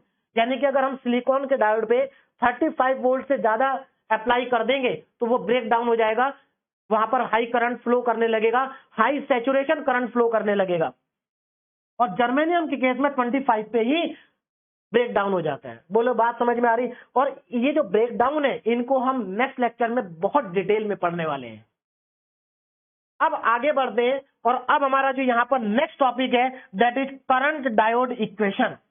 करंट डायोड इक्वेशन या डायोड करंट इक्वेशन। अब इसको जरा ध्यान से समझते हैं।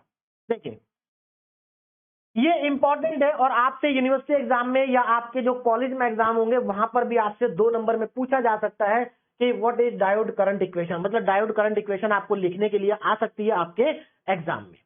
तो ध्यान दीजिएगा, डायोड करंट इक्वेशन है क्या, फॉर्मूला यहां पर लिखा है। इसके फॉर्मूले का डेरिवेशन आपको नहीं करना है, बस आपको ये फॉर्मूला याद होना चाहिए। देखिए फॉर्मूला क्या है, आईडी। आईडी मतलब है, आईडी का मतलब है यहाँ पर डायोड करंट, यानी कि मेजोरिटी कैरियर्स की वजह से जो डायोड में करंट फ्लो करेगा उसको हम कहते हैं डायोड करंट।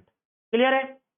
आई नोट का मतलब है सैचुरेशन करंट, यानी कि माइनॉरिटी कैरियर्स की वजह से जो करंट फ्लो करेगा रिवर्स बायस में, उसको हम कहते हैं I naught, reverse saturation current. Clear है। आगे आओ। अब यहां पर है V। ये V क्या है, ये आपका अप्लाइड वोल्टेज जो आप बैटरी से अप्लाई करेंगे डायोड के ऊपर। क्लियर है। उसके बाद यहां पर एक कांस्टेंट है, ये इसको हम कहते हैं ईटा। ये क्या होता है, ईटा।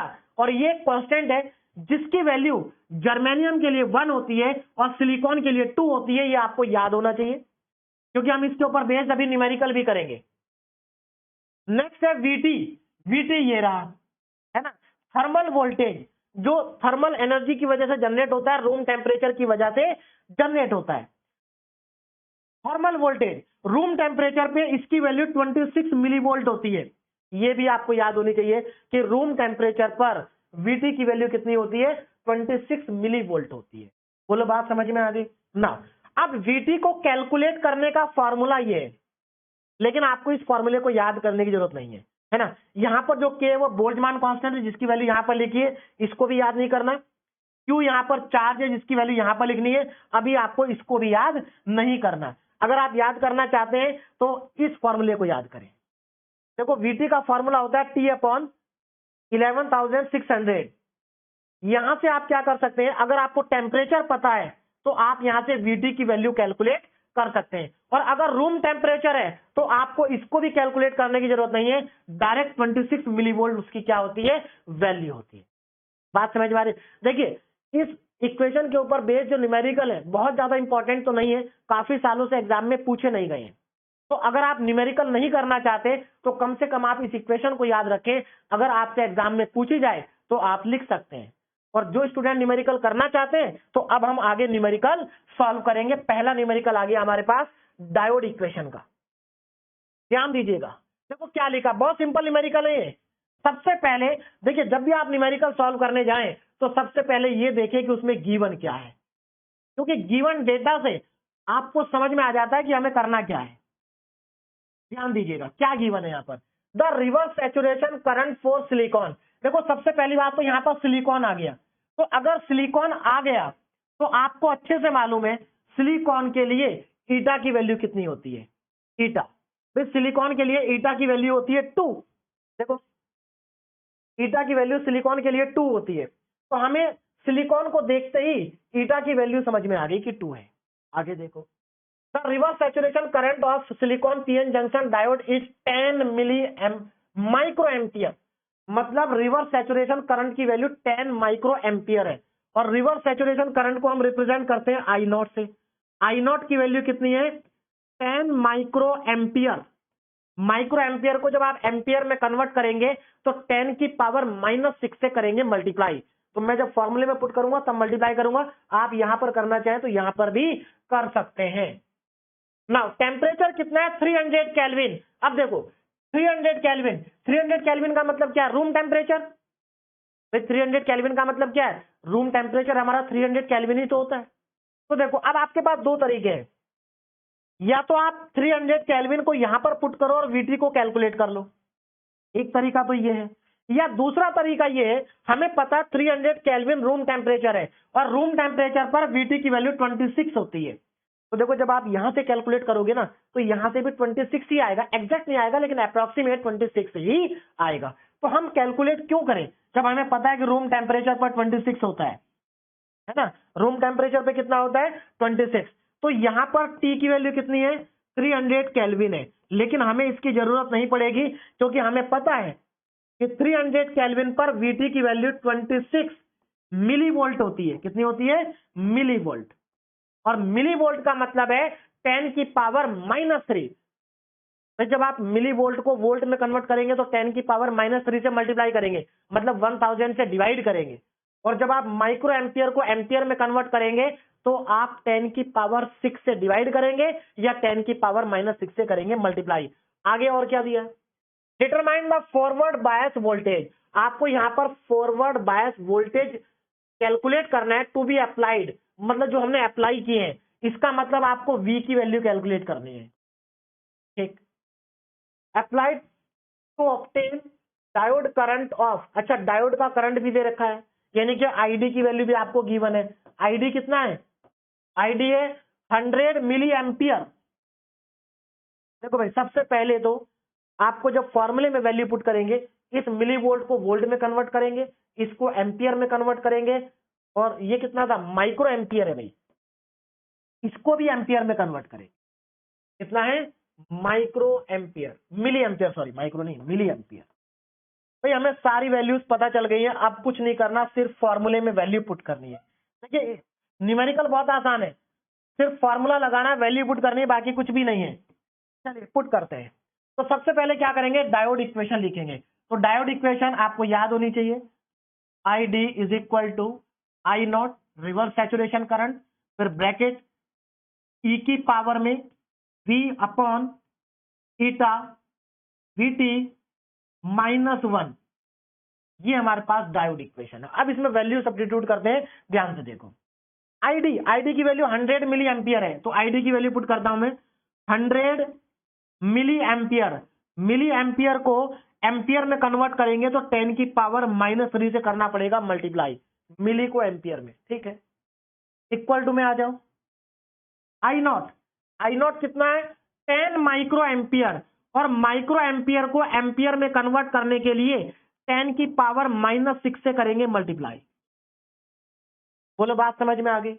और आगे बढ़ते हैं, यहां पर आ जाओ, ई की पावर में, देखो ई की पावर में, ई की पावर में ईटा, ईटा कितना है भाई 2, तो इसके जगह तो 2 आएगा। अच्छा वी कितना है, हाँ वी तो हमें निकालना है, वी हमें कैलकुलेट करना है, अपॉन में 2 ईटा की वैल्यू आ गई। वीटी कितना है भाई, वीटी तो हमारा 26 मिली वोल्ट है, और इसको भी वोल्ट में कन्वर्ट करना पड़ेगा, मतलब 10 की पावर -3 से मल्टीप्लाई करना पड़ेगा, और माइनस का 1 ये आ जाएगा। बोलो बात समझ में आ गई। अब कुछ नहीं करना, इसको सॉल्व करके v को कैलकुलेट करना है। बहुत सारे स्टूडेंट सोचेंगे कैसे कैलकुलेशन होगी, तो ध्यान से समझिए, मैं आपको बता रहा हूं कैसे होगी। देखो भाई ये वाला पार्ट तो इसके नीचे आ जाएगा ना, तो मैं एक काम कर सकता हूं, इस ब्रैकेट के इक्वल में क्या आएगा, ये ऊपर आएगा ये नीचे आएगा, तो इस ब्रैकेट को मैं लेफ्ट में लिख लेता हूं। तो ई की पावर में v अपॉन 2 इंटू, अच्छा 2 इंटू 26 को मैं 52 लिख देता हूं, 52 इंटू 10 की पावर -3। बोलो बात समझ में आ गई। और यहां पर है -1 इज इक्वल टू, इसके इक्वल टू में क्या है, इसके इक्वल टू में ये, और इसके नीचे आएगा ये, मतलब ऊपर रहेगा 100 इंटू 10 की पावर -3, और नीचे आएगा 10 इंटू 10 की पावर में -6, ये आएगा। क्लियर है। चलिए अब आगे देखिएगा, अब इसको सिंप्लीफाई करते हैं। देखो यहां से एक जीरो तो कट जाएगा।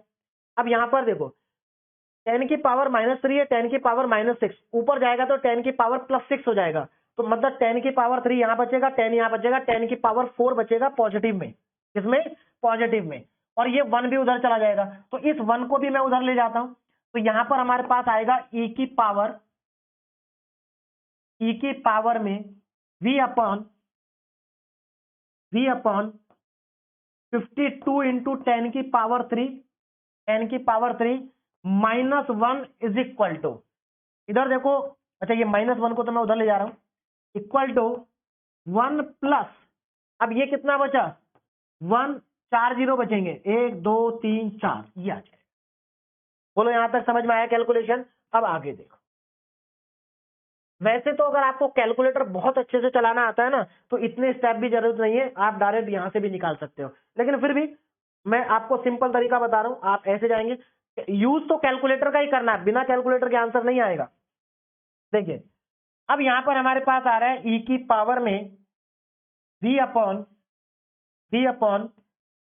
52 इंटू 10 की पावर में 3, 52 इंटू 10 की पावर में 3 इज इक्वल टू में 10001 ऐड कर दिया।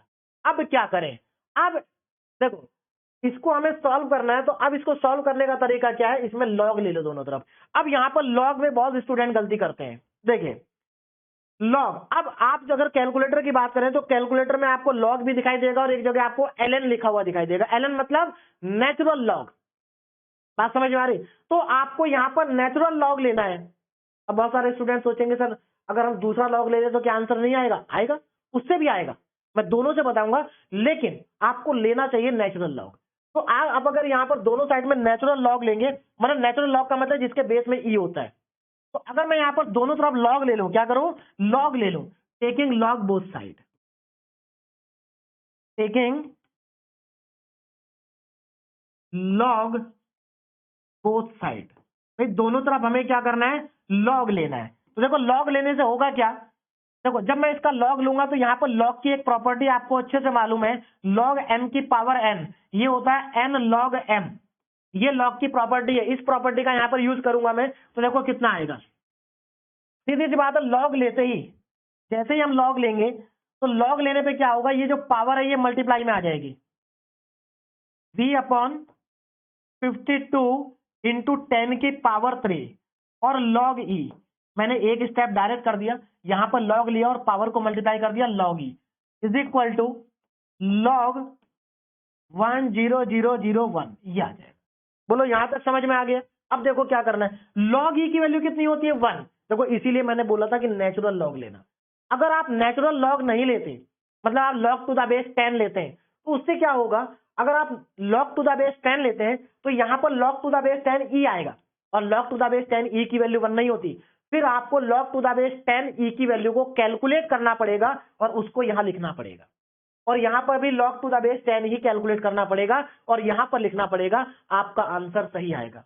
उससे ज्यादा आसान ये है कि आप नेचुरल लॉग लो, NN, है ना। तो यहां से log e की वैल्यू कैलकुलेट करने की जरूरत नहीं है, 1 होती है। तो हमारे पास लेफ्ट में क्या बचा, v/52 इंटू 10 की पावर 3 और इज इक्वल टू, अब इसकी वैल्यू निकाल लीजिए, देखो कितनी आएगी, log 10001 ये वैल्यू आ रही है 9.21 आ रही है, शायद चेक कर लेना एक बार, 9.21, और उसके बाद इसको इधर क्रॉस मल्टीप्लाई कर दीजिए। अच्छा 10 की पावर -3 है, -3 भी कर लेंगे, आंसर नहीं तो गलत हो जाएगा, ये -3 है, ठीक है ना। चलिए अब यहां पर इसको क्रॉस मल्टीप्लाई कर दीजिए, तो क्रॉस मल्टीप्लाई करके अब आपका आंसर आ जाएगा। तो मैं इसमें मल्टीप्लाई कर देता हूं 52, और मल्टीप्लाई करना में 52 और 10 की पावर -3, है ना। चलिए तो ये हमारा आ जाएगा 0.4789 वोल्ट, है ना। 2 डिजिट तक भी लिख सकते हैं, मैंने 4 तक लिख दिया। तो ये फाइनली हमारा आंसर। बोलो बात समझ में आ गई, this is the final answer. तो यहां से हमने V को क्या किया, कैलकुलेट कर लिया। क्लियर है। तो डायोड इक्वेशन के ऊपर बेस्ड जितने भी क्वेश्चन है सब एक जैसे हैं। एक क्वेश्चन और है आगे, है ना, एक क्वेश्चन और है, इसका मैं आपको आंसर बता देता हूं। इसमें देखो मैं आपको बताता हूं गिवन क्या है, कैलकुलेशन आप अपने आप कर लेंगे, पूरा आप सॉल्व कर देंगे, मैं यहाँ पर आंसर लिख दूंगा। देखो इसमें क्या, पहली बात तो यहाँ पर जर्मेनियम का डायोड है, तो जर्मेनियम का है तो ईटा की वैल्यू 1 होगी, है ना। तो यहाँ पर ईटा की वैल्यू क्या होगी, 1 होगी।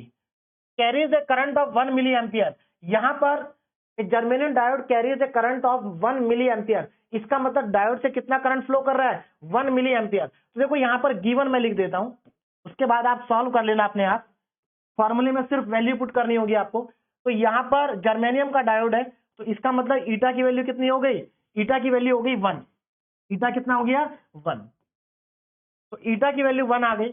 उसके बाद यहाँ पर करंट कितना है, डायोड करंट कितना है, यहाँ पर डायोड करंट है 1 मिली एम्पियर, इसको जब आप पुट करेंगे तो एम्पियर में कन्वर्ट कर लेना। एट रूम टेम्परेचर, देखो यहाँ पर रूम टेम्परेचर है, तो रूम टेम्परेचर है तो इसका मतलब VT की वैल्यू कितनी होगी, 26 millivolt. When a forward bias of, अब देखो यहाँ पर when a forward bias of 0.15 volt is applied, इसका मतलब कितना वोल्टेज अप्लाई हुआ है, 0.15 वोल्ट, ये V की वैल्यू है, कितने वोल्टेज अप्लाई हुए। Estimate the reverse saturation current, आपको यहां पर रिवर्स सैचुरेशन करंट को निकालना है at room temperature, room temperature पर आपको रिवर्स सैचुरेशन करंट को कैलकुलेट करना है। बोलो बात समझ में आ गई। देखो भाई आप डायोड इक्वेशन लगाएंगे, सारी वैल्यूज आपको यहां पर गिवन है। देखो भाई आपको यहां पर I0 निकालना, ID आपको गिवन है, V आपको गिवन है, VT आपको गिवन है, ईटा आपको गिवन है, सब कुछ गिवन है, केवल I0 निकालना है। तो मुझे लगता है आप अपने आप कैलकुलेट कर लेंगे।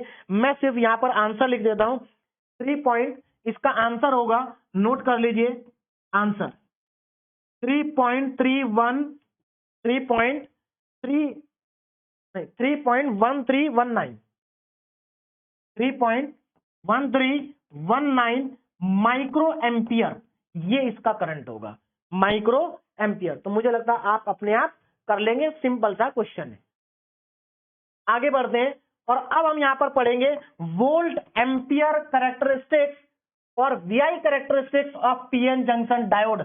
Again very very important topic, बहुत ज्यादा इंपॉर्टेंट है, और यूनिवर्सिटी एग्जाम में VI कैरेक्टरिस्टिक्स का क्वेश्चन रेगुलर पूछा जाता है, तो बहुत इंपॉर्टेंट टॉपिक है, और इसको आप बहुत अच्छे से पढ़ करके जाएंगे, कर्व बनाने की प्रैक्टिस करके जाएंगे, और आपको यहाँ पर नंबर भी पूरे मिलेंगे, क्योंकि आपको सिर्फ क्या करना है, कर्व बनाना है, लेकिन कर्व आपको एकदम करेक्ट बनाना है। बहुत सारे स्टूडेंट गलत कर्व बनाते हैं, है ना, जल्दबाजी में। तो ध्यान से समझिए, VI कैरेक्टरिस्टिक्स कर्व, इसका मतलब क्या है, a graph showing the variation of current flowing through a PN junction, मतलब पीएन जंक्शन जो डायोड होता है उससे जो हमारा करंट फ्लो करता है ना, उस करंट के बीच में और जो हम डायोड पे वोल्टेज अप्लाई करते हैं उस वोल्टेज के बीच में हमें एक कर्व बनाना है। मतलब भाई वोल्टेज के और करंट के बीच में हमें क्या करना है, एक कर्व बनाना है पीएन जंक्शन डायोड के लिए। क्लियर है? और यहां पर कर्व हम फॉरवर्ड और रिवर्स बायस दोनों के लिए बनाएंगे।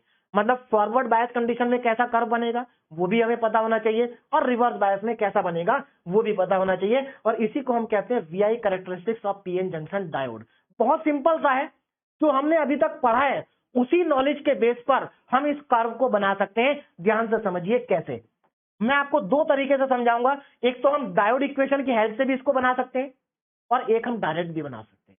समझिए जरा यहां पर देखो, सबसे पहले मैंने क्या किया, एक्स एक्सिस पर मैंने ले लिया वोल्टेज और वाई पर हमने ले लिया करंट। क्या ले लिया? करंट। देखो भाई एक्स एक्सिस पर हमने वोल्टेज लिया, तो सीधी सी बात है, अगर एक्स एक्सिस पर हमने वोल्टेज लिया है तो अगर मैं वोल्ट हमारा इधर होगा, मतलब पॉजिटिव वोल्टेज अगर हम अप्लाई करेंगे तो हमारी फॉरवर्ड बायसिंग होगी, और अगर हम रिवर्स वोल्टेज अप्लाई करेंगे नेगेटिव वोल्टेज तो हमारी रिवर्स बायसिंग होगी। अब यहां पर मेरी बात को जरा ध्यान से समझिए, हम ग्राफ को स्टार्ट करते हैं यहां से। मुझे एक बात बताओ, जब हमने डायोड के ऊपर कोई बैटरी नहीं लगाई, कोई भी बैटरी, तो इसका मतलब उस समय ना तो रिवर्स बायसिंग होगी ना ही फॉरवर्ड बायसिंग होगी। तो जब हमने कोई बैटरी नहीं लगाई तो क्या डायोड में कोई करंट फ्लो करेगा? नहीं करेगा। इसका मतलब अगर वोल्टेज जीरो है तो करंट भी क्या होगा? जीरो होगा। बात समझ में आ गई? तो इसका मतलब हमारा जो ग्राफ है ओरिजिन पर रहेगा, ओरिजिन से पास होगा। क्यों पास होगा ओरिजिन से? क्योंकि जब V जीरो है तो I भी जीरो है। और आपको मालूम है जब X जीरो होता है और Y भी जीरो होता है तो ग्राफ कहां से क्रॉस करता है? ओरिजिन से। तो सीधी सी बात है, जब हमने वोल्टेज अप्लाई नहीं करा तो हमें कोई करंट भी नहीं मिलेगा, तो हमारा ग्राफ ओरिजिन से 100% पास होगा। ठीक। अब अगर हम पॉजिटिव वोल्टेज अप्लाई करते हैं, पॉजिटिव वोल्टेज अप्लाई करने का मतलब है बैटरी के पॉजिटिव टर्मिनल को हम P से कनेक्ट करते हैं और नेगेटिव टर्मिनल को हम N से कनेक्ट करते हैं, तो उसको हम कहते हैं पॉजिटिव वोल्टेज। तो अगर हम डायोड पर पॉजिटिव वोल्टेज अप्लाई करेंगे तो क्या होगा? ध्यान से समझिए। देखिए क्या होगा, भाई सीधी सी बात है, जब आप वोल्टेज अप्लाई करेंगे, है ना, ये तो रिवर्स का है, फॉरवर्ड बायसिंग में आ गया मैं, ये रहा। जब आप यहां पर वोल्टेज अप्लाई करेंगे तो देखो क्या होगा। क्या वोल्टेज अप्लाई करते ही करंट फ्लो करना स्टार्ट कर देगा क्या? नहीं भाई, पहले आपको यह भी तो देखना पड़ेगा कितना वोल्टेज अप्लाई किया। अगर मान लो ये सिलिकॉन का है डायोड, तो सिलिकॉन के केस में जब आप 0.7 वोल्ट से ज्यादा का अप्लाई करेंगे तभी करंट फ्लो करेगा, नहीं तो नहीं करेगा। जैसे आपने यहां पर 0.1 वोल्ट अप्लाई किया तो करंट फ्लो करेगा क्या? नहीं करेगा। 0.2 पे करेगा? नहीं करेगा। 0.3 पे करेगा? नहीं करेगा। 0.4 पे करेगा? नहीं करेगा। 0.6 पे भी नहीं करेगा। 0.7 पे स्टार्ट होगा। बात समझ में आ रही है? इसका मतलब जब तक आप कट इन वोल्टेज से ज्यादा वोल्टेज अप्लाई नहीं कर, भाई जिस वोल्टेज पर करंट फ्लो करना स्टार्ट करता है उसको हम कहते हैं कट इन वोल्टेज। बात समझ में आ रही? यानी कि सिलिकॉन के केस में जब तक आप 0.7 वोल्ट को अप्लाई नहीं करेंगे तब तक करंट फ्लो नहीं करेगा, और जर्मेनियम के केस में जब तक आप 0.3 वोल्ट अप्लाई नहीं करेंगे करंट फ्लो नहीं करेगा। बात समझ में आ गई? देखो तो क्या होगा, जब आप पॉजिटिव वोल्टेज अप्लाई करते हैं तो जब आपने 0.1 करा नहीं फ्लो हुआ, 0.3 2 करा, 3 करा, 4 करा नहीं हुआ, कहां पर हुआ? जब आपने 0.7 वोल्ट अप्लाई करा। इसका मतलब जब आपने कट इन वोल्टेज से ज्यादा वोल्टेज अप्लाई करा तब जाकर के आपका करंट फ्लो करा। तो इसीलिए आप देख सकते हैं यहां तक करंट की वैल्यू ऑलमोस्ट जीरो है। मतलब जब तक आपका वोल्टेज नी वोल्टेज से ज्यादा नहीं हो जाता तब तक कोई करंट फ्लो नहीं करेगा। आपका जो ग्राफ है वो एक्स एक्सिस के ऊपर ही रहेगा। क्लियर है? उसके बाद जैसे ही आपके वोल्टेज नी वोल्टेज से ज्यादा होंगे डायोड में करंट फ्लो होना स्टार्ट हो जाएगा और आपका जो कर्व है वो एक्सपोनेंशियली ऊपर जाएगा। अब ये एक्सपोनेंशियली ऊपर क्यों जा रहा है? बात आती है कि भाई ये एक्सपोनेंशियली ऊपर क्यों जा रहा है, तो इस चीज को आप समझ सकते हैं डायोड इक्वेशन से। अब वापस आ जाते हैं डायोड इक्वेशन में। देखो ये हमारी डायोड इक्वेशन है। जब आपने फॉरवर्ड बायसिंग की, मतलब आपने पॉजिटिव वोल्टेज को अप्लाई करा, तो पॉजिटिव वोल्टेज के केस में ये V की वैल्यू पॉजिटिव होगी। क्या होगी? पॉजिटिव होगी, है ना। दूसरी चीज, यहां पर जो VT है थर्मल वोल्टेज, इसकी वैल्यू बहुत स्मॉल होगी, it is very very small, है ना भाई। मैं ये नहीं कह रहा हूं कि V लार्ज है, लेकिन VT क्या है, वेरी वेरी स्मॉल। अब एक बात बताओ, अगर आप एक बड़ी वैल्यू को छोटी वैल्यू से डिवाइड करेंगे तो नंबर और बड़ा हो जाएगा। मतलब एक नंबर को अगर आप बहुत छोटे नंबर से डिवाइड कर रहे हैं तो वो नंबर बहुत बड़ा आएगा। इसका मतलब ये हुआ, जब आप पॉजिटिव वोल्टेज अप्लाई करेंगे तो ये क्वांटिटी हो जाएगी लार्ज क्वांटिटी हो जाएगी। अब मुझे एक बात बताओ, ये क्वांटिटी अगर लार्ज हो गई, भाई ईटा तो कांस्टेंट है, या तो 1 होगा या 2 होगा, है ना। अगर ये क्वांटिटी लार्ज हो गई ई की पावर में, तो आपको मालूम होगा ई की वैल्यू 2.73 होती है अप्रोक्सीमेटली, है ना। तो अगर आप 2.73 के ऊपर एक लार्ज वैल्यू लिख देंगे, बड़ी वैल्यू लिख देंगे, तो इसकी वैल्यू कितनी आएगी, वेरी वेरी लार्ज। बात समझ में आ रही है। अब मुझे एक बात बताओ, अगर ये वैल्यू लार्ज है तो इसमें से आप 1 को माइनस कर रहे हैं, तो 1 की औकात क्या है इसके सामने, कुछ भी नहीं। बात समझ में आ रही। इसका मतलब इसके सामने 1 नेग्लिजिबल है, तो हम यहां पर 1 को क्या कर सकते हैं, नेग्लेक्ट कर सकते हैं। और जैसे ही आप 1 को नेग्लेक्ट करेंगे, हमारा जो डायोड करंट है ना, देखो भाई ईटा कांस्टेंट है यहाँ पर, है ना, आई नॉट भी कांस्टेंट है, तो यहाँ पर एक तरह से बाकी सब कांस्टेंट है, ई की पावर वी आ जाएगा, बाकी कुछ कांस्टेंट आएगा। यानी कि सीधे सीधे जो हमारा डायोड करंट है वो ई के पावर वी पे डिपेंड कर रहा है। मतलब अगर मैं डायोड करंट को वाई कह दूं और वी को एक्स कह दूं, तो ये तो एक्सपोनेंशियल कर्व बनेगा ना भाई। ये किसको रिप्रेजेंट कर रहा है, एक्सपोनेंशियल कर्व को। अब आपको समझ में आया वहां पर एक्सपोनेंशियल कर्व क्यों आ रहा है, तो इसीलिए यहां पर ये जो कर्व है ये एक्सपोनेंशियल कर्व है। क्लियर है, ई की पावर में। तो ये हमारी होगी फॉरवर्ड बायसिंग। तो फॉरवर्ड बायसिंग में वी और आई के बीच में जो कर्व बनेगा वो ऐसे बनेगा। तो ये फॉरवर्ड बायसिंग का कर्व हो गया। अब चलते हैं रिवर्स। अच्छा एक चीज और देखो, ये हमारा नी वोल्टेज है जिसके बाद कर्व ऊपर उठ गया, है ना, क्या है, नी वोल्टेज। अब आते हैं रिवर्स बायसिंग में। रिवर्स बायसिंग में मतलब अब हम निगेटिव में वोल्टेज अप्लाई कर रहे हैं, किसमें, निगेटिव में। रिवर्स बायसिंग आपको याद होगा, रिवर्स बायसिंग में मेजॉरिटी कैरियर्स की वजह से कोई करंट फ्लो नहीं होता है। किसकी वजह से करंट फ्लो होता है, माइनॉरिटी कैरियर्स की वजह से। और माइनॉरिटी कैरियर्स तो थोड़े बहुत है, मतलब उनसे थोड़ा बहुत ही करंट फ्लो होगा, रिवर्स सैचुरेशन करंट। तो देखो क्या होगा, जैसे हम नेगेटिव वोल्टेज अप्लाई करेंगे तो हमारा क्या होगा, यहां पर जो कर्व है स्टार्टिंग में थोड़ा सा नीचे आ जाएगा और उसके बाद सीधा हो जाएगा। मतलब ये किसको रिप्रेजेंट कर रहा है, ये वैल्यू किसको रिप्रेजेंट कर रही है, रिवर्स सैचुरेशन करंट। तो ये जो ये वैल्यू है ये क्या है, रिवर्स सैचुरेशन करंट को रिप्रेजेंट कर रही है कि हमारे सर्किट में इतना रिवर्स सैचुरेशन करंट क्या कर रहा है, फ्लो कर रहा है। और ये वोल्टेज के साथ इंक्रीज भी नहीं होगा, वोल्टेज के साथ इंक्रीज भी नहीं होगा, क्योंकि रिवर्स सैचुरेशन करंट टेम्परेचर पे डिपेंड करता है। जैसे जैसे टेम्परेचर बढ़ेगा रिवर्स सैचुरेशन करंट भी बढ़ेगा। जैसे आपको याद होगा लेक्चर नंबर 1 में हमने पढ़ा था कि 0 केल्विन पे जाके कोई इलेक्ट्रॉन होल पेयर जनरेट नहीं होता। तो अगर आप डायोड को 0 केल्विन पे रख देंगे तो रिवर्स सैचुरेशन करंट 0 हो जाएगा। जैसे जैसे टेम्परेचर बढ़ेगा रिवर्स सैचुरेशन करंट भी बढ़ेगा। लेकिन हम टेम्परेचर कब तक बढ़ाएंगे भाई, रूम टेम्परेचर से ज्यादा तो नहीं बढ़ाएंगे ना। अब ऐसा तो नहीं ना डायोड को 200 डिग्री पे जाकर यूज कर रहे हैं, ऐसा तो नहीं है। डायोड तो यूज होगा रूम टेम्परेचर पे, तो रूम टेम्परेचर पर यहां पर स्मॉल करंट फ्लो करेगा। अब यहां पर क्वेश्चन आता है कि सर ये जो रिवर्स सैचुरेशन करंट है ये बढ़ क्यों नहीं रहा, तो भैया ये वोल्ट टेम्परेचर पर डिपेंड करता है, इसलिए नहीं बढ़ रहा है। बाकी आप डायोड इक्वेशन से भी चेक कर सकते हैं। देखो डायोड इक्वेशन से भी नहीं बढ़ेगा। देखो निगेटिव वोल्टेज का मतलब है ये वैल्यू माइनस, है ना, देखो ये वैल्यू माइनस और ये वैल्यू क्या है, बहुत स्मॉल है। तो सीधी सी बात है इनके मैग्नीट्यूड में तो कोई फर्क पड़ा नहीं, लेकिन निगेटिव हो गया। मैग्नीट्यूड अभी भी उतना ही है लेकिन निगेटिव में हो गया। इसका मतलब इस बार ई की पावर में निगेटिव वैल्यू बहुत बड़ी है। ई की पावर में निगेटिव वैल्यू क्या है, बहुत बड़ी है। अब मुझे एक बात बताओ, देखो पहले क्या था, ये वैल्यू बड़ी थी, पहली बात केस आपको समझ में आ गया था। आपको मालूम है ई की पावर 0 कितना होता है, 1। भाई किसी की भी पावर 0 करो 1 होता है। अगर मैं ई की पावर को माइनस इंफिनिटी कर दूं तो कितना आएगा, 0 आएगा। अब बहुत सारे बच्चे सोच रहे होंगे कैसे, अरे भाई ई की पावर इंफिनिटी का मतलब क्या है, माइनस में 1 अपॉन ई की पावर इंफिनिटी, और ई की पावर इंफिनिटी होता है इंफिनिटी, है ना, और 1 अपॉन इंफिनिटी होता है 0। तो इसका मतलब ई की पावर माइनस इंफिनिटी होता है 0। सिमिलर कॉन्सेप्ट लगाते हैं भाई, ये वैल्यू क्या है, निगेटिव में वैल्यू बहुत बड़ी है, बहुत इंफिनिटी नहीं है लेकिन बहुत बड़ी है। अब मान लो अगर ई की वैल्यू पावर में -100 भी आ गई तो ये क्या होगा, 1 अपॉन ई की पावर 100 हो जाएगा और ये अप्रोक्सीमेटली 0 के बराबर ही आएगा, क्योंकि डिनोमिनेटर में बहुत बड़ी वैल्यू हो गई। तो कहने का मतलब ये है, अगर हम निगेटिव वोल्टेज अप्लाई करते हैं तो ये जो वैल्यू है ये अप्रोक्सीमेटली 0 हो जाती है, खत्म हो जाती है, 0। तो यहां पर मुझे बताओ आईडी किसके बराबर हो गया, आई नॉट और माइनस, यानी कि माइनस आई नॉट के बराबर। इसका मतलब ये हुआ रिवर्स बायस में जो डायोड करंट होता है वो रिवर्स सैचुरेशन करंट के इक्वली होता है और कांस्टेंट रहता है।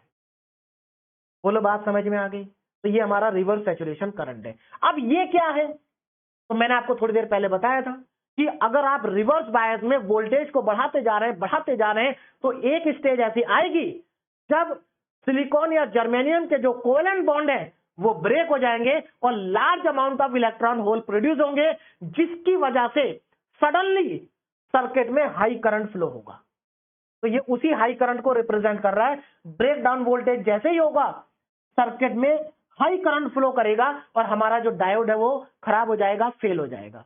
तो इसको हम कहते हैं ब्रेक डाउन वोल्टेज, और ये हमारी रिवर्स बायसिंग। तो आप देख सकते हैं जो रिवर्स सैचुरेशन करंट है वो माइक्रो एम्पियर में होगा या नैनो एम्पियर में होगा, जबकि हमारा जो फॉरवर्ड करंट है वो मिली एम्पियर में। तो मुझे लगता है ये ग्राफ सबको समझ में आ गया होगा, और अगर ये ग्राफ आपको समझ में आ गया तो जैसा मैंने बनाया है आपको वैसे ही बनाना है। बोलो बात समझ में आ रही? देखो कहीं कहीं पर कुछ किताबों में ये ग्राफ हल्का सा ऊपर भी उठा होता है, यहां से हल्का सा, बहुत थोड़ा सा, है ना, हल्का सा, लेकिन एक्चुअल में ये एक्स एक्सिस के ऊपर ही होता है। भाई जब पीएन जंक्शन डायोड बनता है तो स्टार्टिंग में थोड़ा बहुत डिफ्यूजन करंट फ्लो करता है, लेकिन वो जब बनता है तब करता है। क्लियर है? चलिए, तो ये हमारा ग्राफ हो गया वीआई कैरेक्टरिस्टिक्स का। अब यहां पर एक और चीज है जो हमें आज डिस्कस करनी है, that is effect of temperature on VI characteristics of PN junction diode. यानी कि पीएन जंक्शन डायोड की जो वीआई कैरेक्टरिस्टिक्स है, वीआई कर्व है, इस पर टेम्परेचर का क्या इफेक्ट आएगा? टेम्परेचर का इफेक्ट तो डेफिनेटली आएगा। देखिए क्या इफेक्ट आएगा, देखो जरा, देखो ये जो ग्रीन कलर से मैंने ग्राफ बनाया ये बिल्कुल यही ग्राफ है जो यहां पर बना हुआ है, सेम टू सेम, है ना, और ये हमने बनाया T1 टेम्परेचर पे। अब हमने क्या करा, देखो यहां पर बुक्स के अंदर, कुछ बुक्स के अंदर यहां पर 4-5 ग्राफ बने होते हैं, लेकिन मैंने सिर्फ 2 ही बनाए जिससे कि आपको समझने में कोई दिक्कत ना आए। बनाने के लिए आप कितने भी बना सकते हैं, है ना। तो ये ग्राफ हमारा T1 टेम्परेचर पर है, ये ग्राफ हमारा T2 टेम्परेचर पर है। अब जरा ध्यान दो, फॉरवर्ड बायस के केस में क्या होगा, जब आप टेम्परेचर बढ़ाएंगे तो कट इन वोल्टेज डिक्रीज होगा टेम्परेचर के बढ़ने से। मतलब अगर आप टेम्परेचर बढ़ाएंगे तो कट इन वोल्टेज क्या होगा, डिक्रीज होगा। अब ऐसा क्यों हो रहा है इस बात को जरा समझिए। देखो अगर आप टेम्परेचर बढ़ाएंगे तो वहां पर जो माइनॉरिटी कैरियर्स है वो बढ़ेंगे, है ना, माइनॉरिटी कैरियर्स क्या होंगे, बढ़ेंगे। और अगर माइनॉरिटी कैरियर्स बढ़ेंगे तो माइनॉरिटी कैरियर्स की वजह से जो हमारा पोटेंशियल बैरियर बन रहा था वो थोड़ा सा छोटा हो जाएगा, इलेक्ट्रिक फील्ड का जो स्ट्रेंथ है वो थोड़ी कम हो जाएगी। तो वहां पर हमारा जो कट इन वोल्टेज है वो डिक्रीज हो जाता है। क्या हो जाता है, डिक्रीज। तो cut in voltage decreases as temperature increases. तो जैसे टेम्परेचर बढ़ता है, देखो जब हमारा T1 टेम्परेचर था तो कट इन वोल्टेज हमारा यहां तक था, लेकिन जैसे टेम्परेचर बढ़ाया कट इन वोल्टेज थोड़ा पीछे शिफ्ट हो गया, तो देखो ये डिक्रीज हो गया, यहां से यहां आ गई। बोलो बात समझ में आ रही? अब रिवर्स बायस में देखो क्या फर्क पड़ेगा। रिवर्स बायस के केस में जब आप टेम्परेचर बढ़ाएंगे तो रिवर्स सैचुरेशन करंट तो इंक्रीज करेगा, तो ये तो हम जानते ही हैं। फिर रिवर्स सैचुरेशन करंट किसकी वजह से होता है, थर्मली जनरेटेड इलेक्ट्रॉन और होल की वजह से होता है। तो अगर आप रिवर्स सैचुरेशन करंट को बढ़ाएंगे तो जो इलेक्ट्रॉन होल के पेयर हैं थर्मली जनरेटेड वो बढ़ जाएंगे, जिसकी वजह से रिवर्स सैचुरेशन करंट भी क्या होगा, बढ़ेगा। तो देखो यहां पर रिवर्स सैचुरेशन करंट क्या हो गया, बढ़ गया, है ना, पहले इतना था अब इतना हो गया। क्लियर है ना। ब्रेकडाउन वोल्टेज इंक्रीजेस, और ब्रेकडाउन वोल्टेज भी बढ़ जाएगा। देखो ब्रेकडाउन वोल्टेज पहले इतना था अब ये इतना हो गया। तो ग्राफ से आपको सब कुछ समझ में आ रहा है कि टेम्परेचर के बढ़ने से वीआई कैरेक्टरिस्टिक्स पर क्या इफेक्ट आएगा। तो मुझे लगता है आपको पूरा समझ में यहां पर आ गया होगा। कोई डाउट है तो एक बार आप रिवाइज करिए नोट्स को, सब कुछ क्लियर हो जाएगा, है ना। तो देखिए नोट्स जो है वो मैंने बिल्कुल एकदम सिंपल लैंग्वेज में और पूरे प्रॉपर तरीके से बनाए हैं, जिससे कि आपको रिवीजन करने में कोई भी प्रॉब्लम ना आए। यहां पर एक न्यूमेरिकल है, पूरा सॉल्व कर दिया, दूसरा मैंने आपको समझा दिया है, और इस दूसरे का भी सॉल्यूशन आपको नोट्स में पूरा ही मिलेगा। क्लियर है? तो मुझे लगता है आपको यहां तक सब कुछ समझ में आ गया होगा। और जैसा कि आप जानते हैं कि गेटवे क्लासेस एप्लीकेशन पर बीटेक फर्स्ट ईयर सभी ब्रांचेस के लिए बैचेस अवेलेबल हैं, सभी सब्जेक्ट के अवेलेबल हैं, और कॉम्बो पैक के अंदर आपको सारे सब्जेक्ट एक साथ मिल जाते हैं। क्लियर है? और ये सारे सब्जेक्ट कॉम्बो पैक में आपको मिलेंगे। हर एक सब्जेक्ट के अंदर आपको डिटेल लेक्चर्स मिलते हैं, वन शॉट रिवीजन वीडियो मिलते हैं, पीडीएफ नोट्स मिलते हैं, एकेडीयू के प्रीवियस ईयर के क्वेश्चन आपको मिलेंगे। और कोर्सेज का जो लिंक है वो आपको इस वीडियो के डिस्क्रिप्शन में दिया गया है। किसी भी स्टूडेंट की अगर कोई क्वेरी है तो आप हेल्पलाइन नंबर पर कॉल कर सकते हैं, है ना। और जो गेटवे क्लासेस एप्लीकेशन है वो गूगल प्ले स्टोर के साथ साथ ऐप स्टोर में भी अवेलेबल है। अब हम नेक्स्ट लेक्चर में जो ये हमने ब्रेक डाउन वोल्टेज पढ़ा है, तो नेक्स्ट लेक्चर में हम ब्रेक डाउन वोल्टेज के बारे में डिटेल में पढ़ेंगे, आइडियल डायोड पढ़ेंगे। प्रैक्टिकल डायोड तो हमने आज पढ़ा, लेकिन आइडियल डायोड को हम नेक्स्ट लेक्चर में पढ़ेंगे। और जब हम डायोड को सर्किट में लगा देते हैं तो उसके न्यूमेरिकल कैसे सॉल्व होते हैं, ये हम अब नेक्स्ट लेक्चर में पढ़ेंगे। क्लियर है? तो अभी आप इतना जितना मैंने आपको पढ़ाया इसको अच्छे से रिवाइज करिए। Okay, thank you very much.